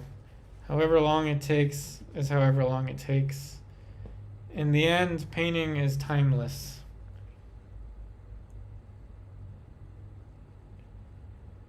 Robert, you said do tone. Oh no, I toned the canvas with acrylics. However, this canvas is toned with oil paint. This canvas right here, which is actually closer to the tone of my walnut palette. This canvas right here is toned with acrylic. See, they're kind of a somewhat similar value. This one was toned with oil paint, but typically I tone with acrylics. Typically, because of the speed, the acrylics just dry faster. And I suggest that you tone your canvases with acrylic paint, because if you tone it with oil paint and you don't let it dry, it can take a long time. And sometimes you can accidentally subtract.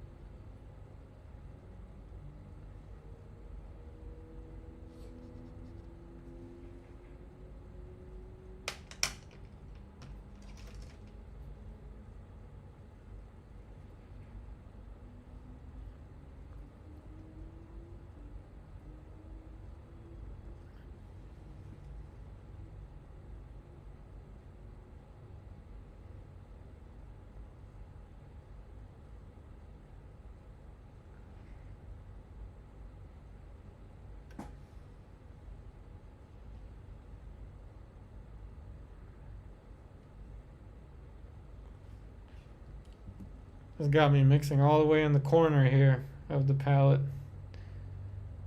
I do use up pretty much all of it, and a bigger surface area helps with having a cleaner mixture. However, realist painting is typically mixed in strings. So a string is like a little area of light to dark, and that's usually how you'll see the mixtures on my palettes in the videos is in strings. This is not string theory right here. So this is whatever comes to mind is what happens. So the best size for realism is I'd say 12 by 16 inch is probably the best size for realism. You can go even smaller with like a, I don't know, like an 8 by 6 or something like that, like one of these right here. This is probably closer to what the old masters would have used, something like this, where pretty much everything is mixed on a string. And I'll even use these little palettes to finish things up where I don't have to use a lot of color.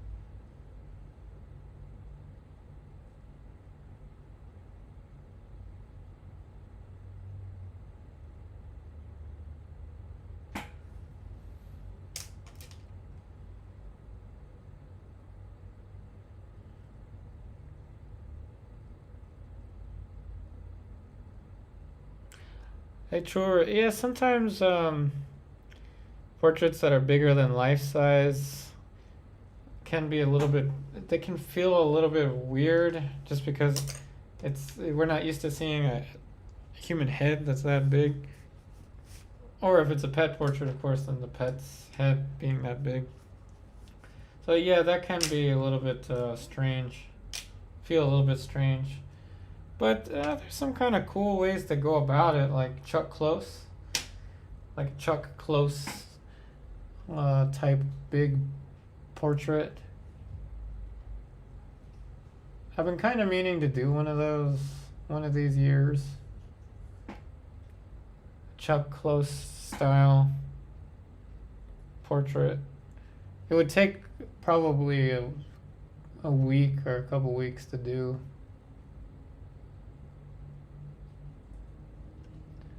If you're unfamiliar with the Chuck Close is basically a photorealism.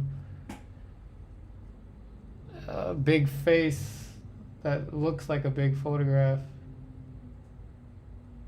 And believe it or not, that's more of a modernist type painting more than it is a classical.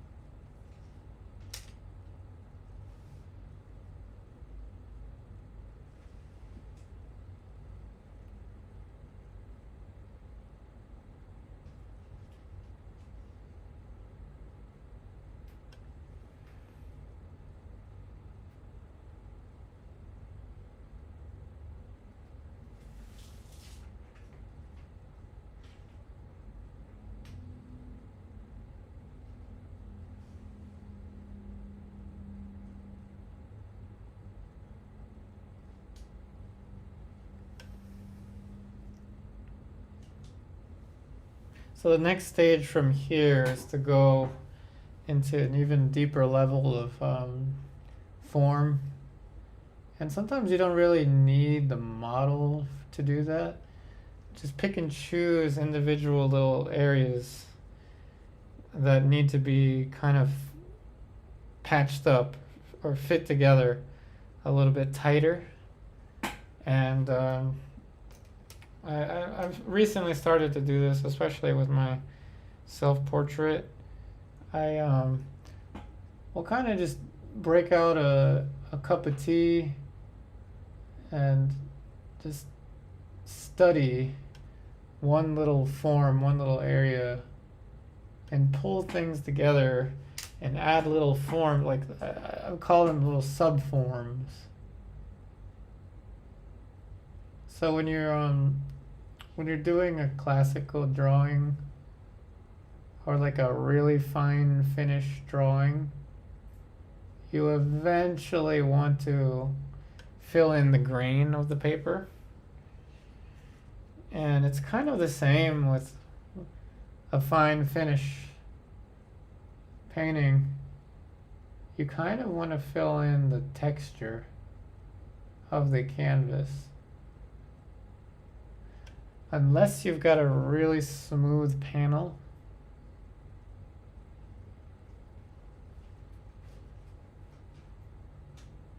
I find myself sometimes going into very deep study of the subforms in any subject. Still life, landscape, figure. And this is where you really learn how to see. Because a lot of this stuff in the beginning is more obvious to look at. I mean, if the nose is too long, or if the eyes are too wide apart or something like that, it's a little bit more obvious to see. But you know, pushing beyond what is seen, especially when it comes to drawing, that's really a fun place to be at. Challenging though, very challenging.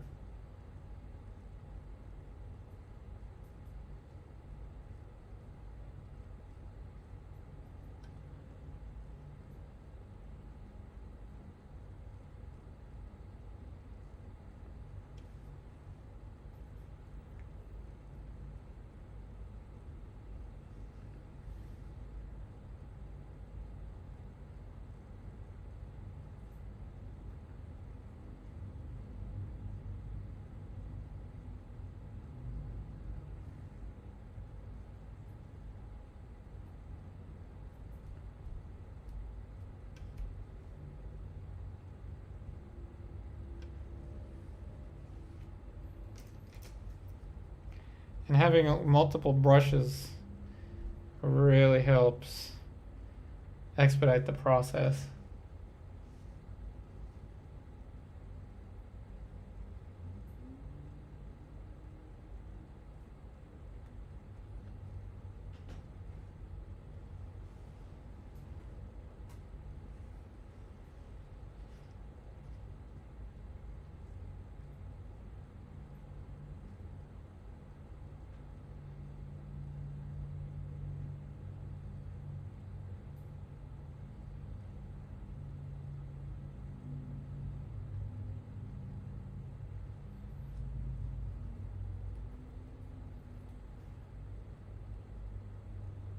And even when you're getting into the fine finish or pulling things together stage, if you can still push the color relationships between subforms, man, that is tough. But it's great fun, and very few painters have been able to pull that off. Not saying I'm there yet, but it's something to strive for. I mean, making it realistic is a task as it is.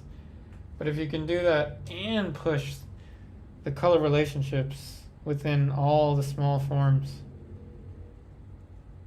that's really a fun place.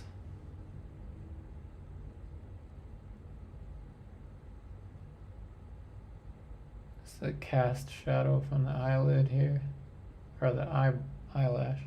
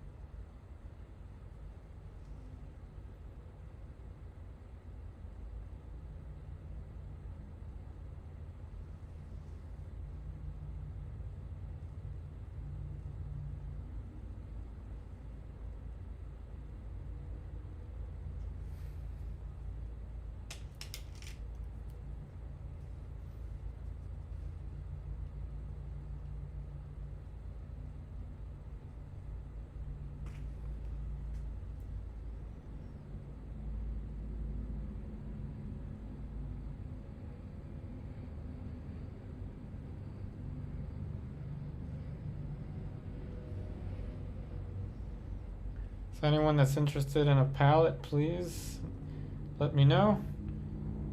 Send me a direct message on my Facebook or my Instagram.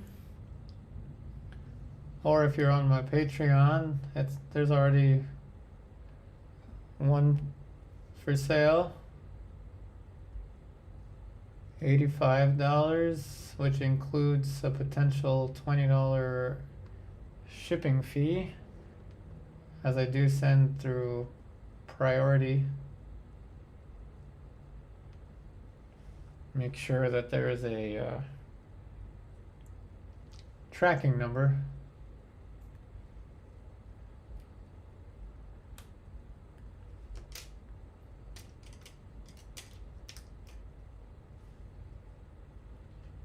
And I can also take custom orders if you want a big palette like the one I'm using. Of course, the shipping will be different, probably more expensive with something like this, 29. I don't know where you can find a 29-inch palette on the internet. But for me, like I said, I chose this because it's the radius of my arm spans this curve. So for example, you can give me the radius of your arm, so like from say mid bicep, this is the radius. This would be the biggest palette. Well, of course you can always go bigger, but it would be that size, that ratio.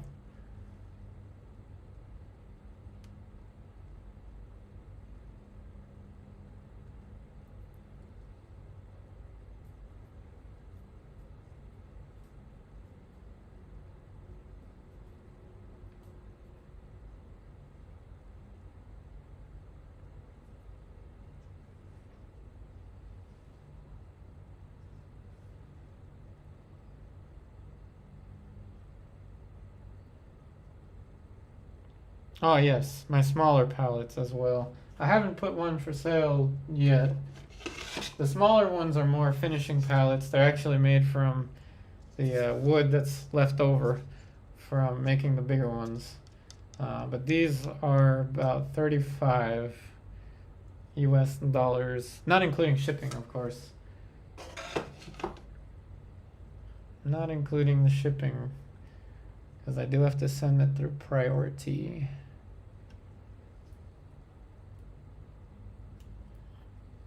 So let me know, someone out there. Hopefully you're interested in a palette.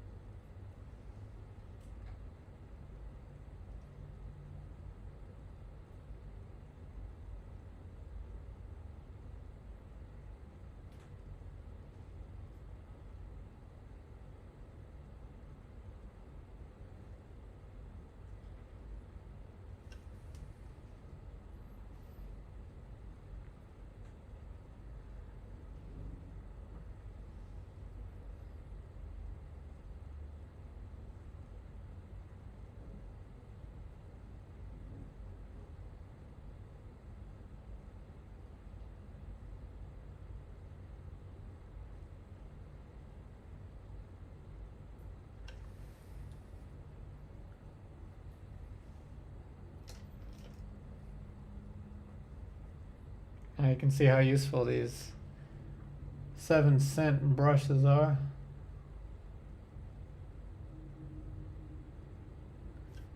7-cent brushes. They're not even 50 cent. I guess I can't call these G-unit brushes.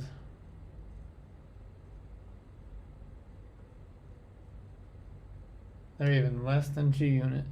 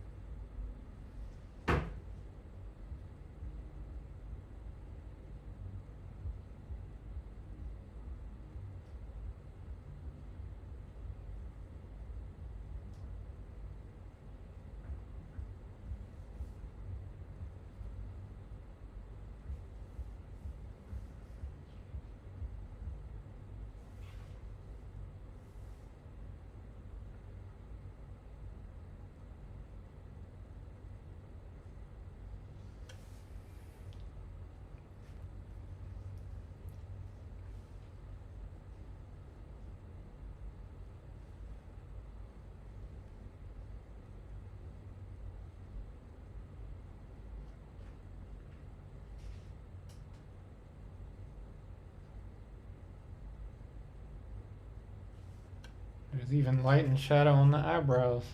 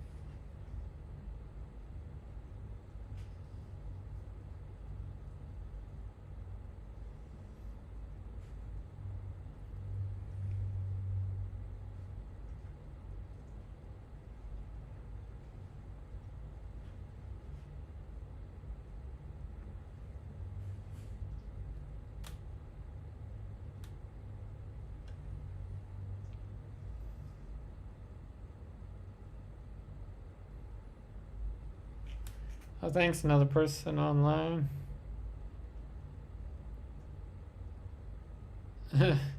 Greta. I guess I painted this to look like a Greta. We shall title this painting Greta. You have just given this painting a name.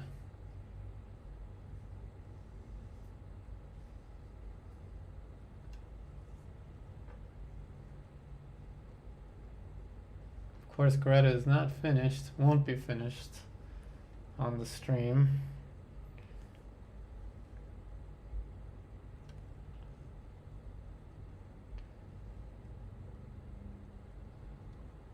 But it's gone pretty far. I really had to hunker down and speed up a little bit. I was a little worried at the 2-hour mark I was not too far along the painting.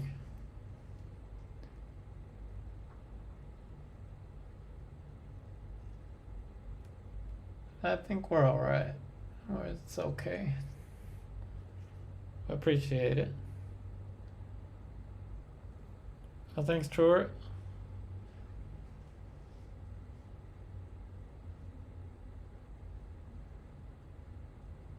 It's getting there. We're getting there. It's taking time, though. It's taking time.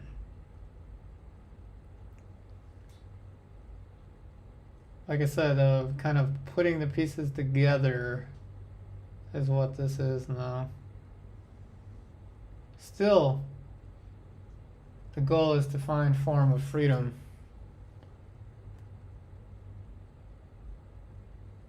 It's quite a challenge for me if I'm going to be dead honest with you. This is a challenge for me. In the past, I had kind of like a status quo with these videos, with these tutorial styles. Now I'm trying to push this, you know, a little bit further to the point where hopefully I can market commissions. Trying to move into the commission world, my friends. Even though this is a demonstration. Hey, Suzanne. So what kind of brush is the 7-cent? This 7-cent brush right here, 7 cents, not quite 50 cents, so it's not a G-unit brush. These are just cheap brushes that are from Amazon. I should have put the link in the description if I was smart, I would have, but I'm not that smart. But yeah, I got 500. I've got 250 of these little medium flats, and then 250 of these round ones. They're just cheap brushes that people buy for like classrooms, and then discard them. You may need some super glue in case the ferrules come off. That can happen. I'll try to pull this ferrule off, but it's not. See, it's not coming off. So this ferrule is still pretty good. These come with their little glue on them. As you see, I can poke at it, right? And it's not compressing, so they come with a little bit of glue on them at first, like all brushes should, to protect them when they're shipping. But yeah, that's what they are. They're just cheap synthetic brushes that you get for a classroom, like a paint night or something. A lot of people will use these brushes and then throw them out. But I find that I can get multiple uses, multiple sessions with these brushes just fine. I don't have to throw them out right away. I've been an underdog pretty much all my life, so I root for the underdogs. And 7-cent brush for me is as underdog as it gets.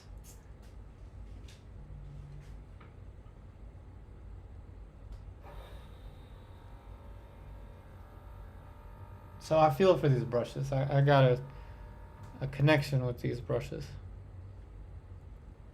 And like I said, I leave them in linseed oil. I don't really clean any of my brushes fully. I leave them in linseed oil until I use them again. I only clean them if I'm going to travel with them.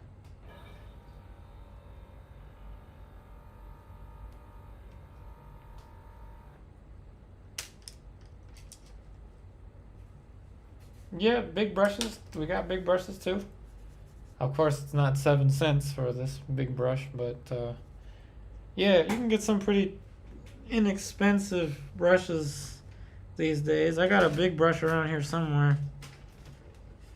Haven't used it yet, but this thing is massive.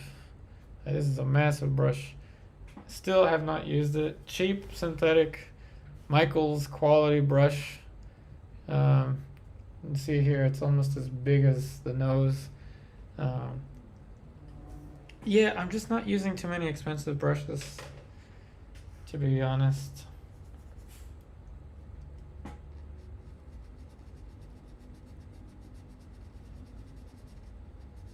Nothing against the expensive brushes. Absolutely nothing against them.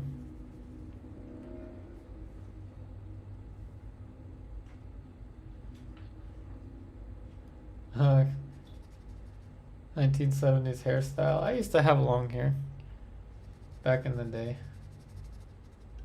I feel you. I understand. We're all about the underdog.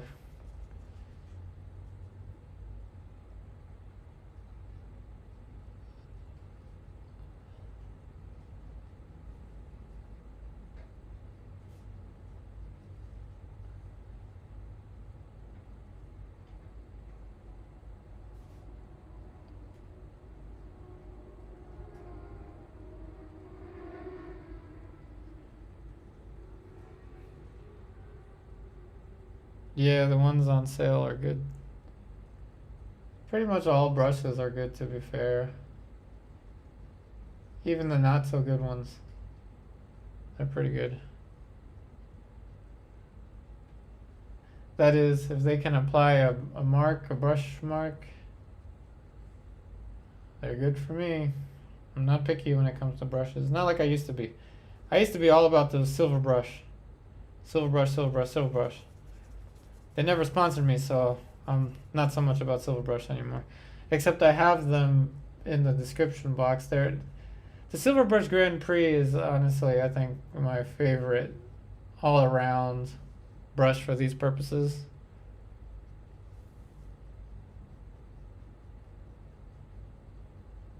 But I can get along just fine these days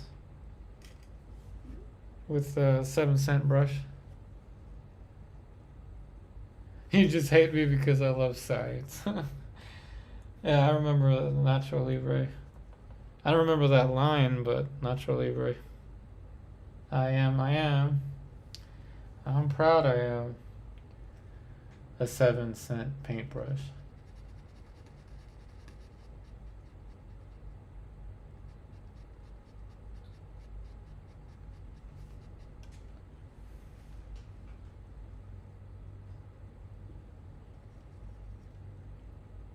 But all of my colors are either Winsor Newton or Gamblin. My well, not true. I've got some other ones.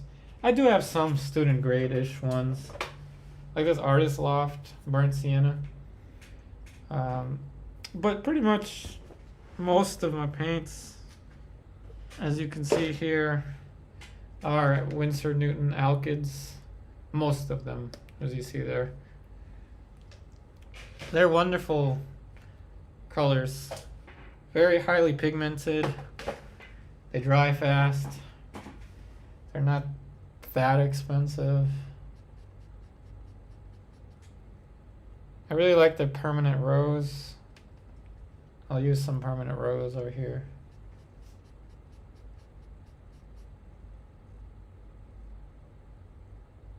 Yeah, it could be a 50-cent song.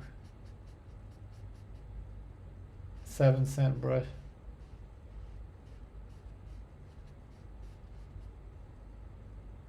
Shout out to all my millennials out there that, you know what I'm talking about with the 50 cent. Even Gen Xers, shout out to all of you as well. And of course the younger generation.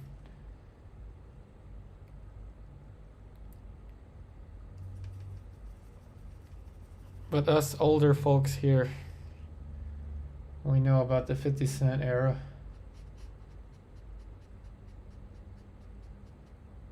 I used to be on in the roller rinks all the time when I was a kid.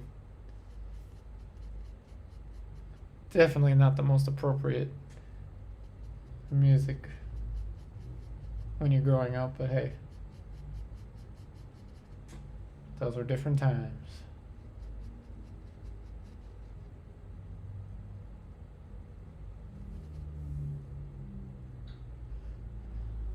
Alrighty, I guess we're going on close to close to the 3-hour mark, I think. So, apologies, I painted a little slow this time. Painted a little bit slow.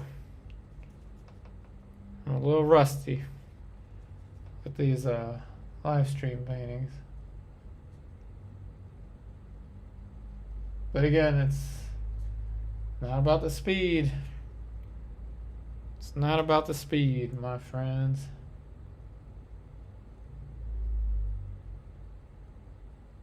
It's about the quality. Even though this is not finished, so it's not the best quality. But at least I've shown you how I start. And most importantly, how I use the unlimited palette. Yeah. Yes, to all the ladies as well. Another person online. Sure, yeah, rap is kind of extreme, it is. Sometimes I gotta switch it up to the more gentle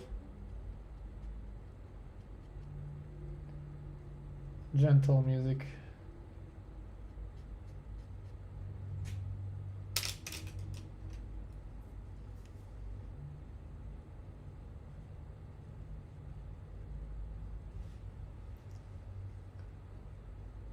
This is true. Alrighty, last brush stroke of the evening for this dark shape right behind the ear. And then I shall continue this painting probably off camera. Then we'll do another one at some point. Last brush stroke of the night right there. Okie dokie. Hopefully you have enjoyed the stream. Thank you so much, everyone, for joining. I know I was off YouTube for a little while. It's focusing on my studio painting, which I will post on my Instagram stories. So please check me out on Instagram. Once again, thank you all so much for watching. Don't forget, I've got palettes for sale. So just hit me up. Send me a message on any of the platforms that you want to. You can email me as well. Like I said, these all have their little signature over there. Yupari Artist Palettes, and a number. This one's number 3. This was the 3rd one. Some of the numbers are missing because either I kept it or sold it. But yeah, these are pretty decent, and they fit in a 12 by 16 palette box. Walnut wood. I really like the color of the walnut, as well as the cherry, of course, the one that I'm using here, though you can't see it, but this one is cherry wood.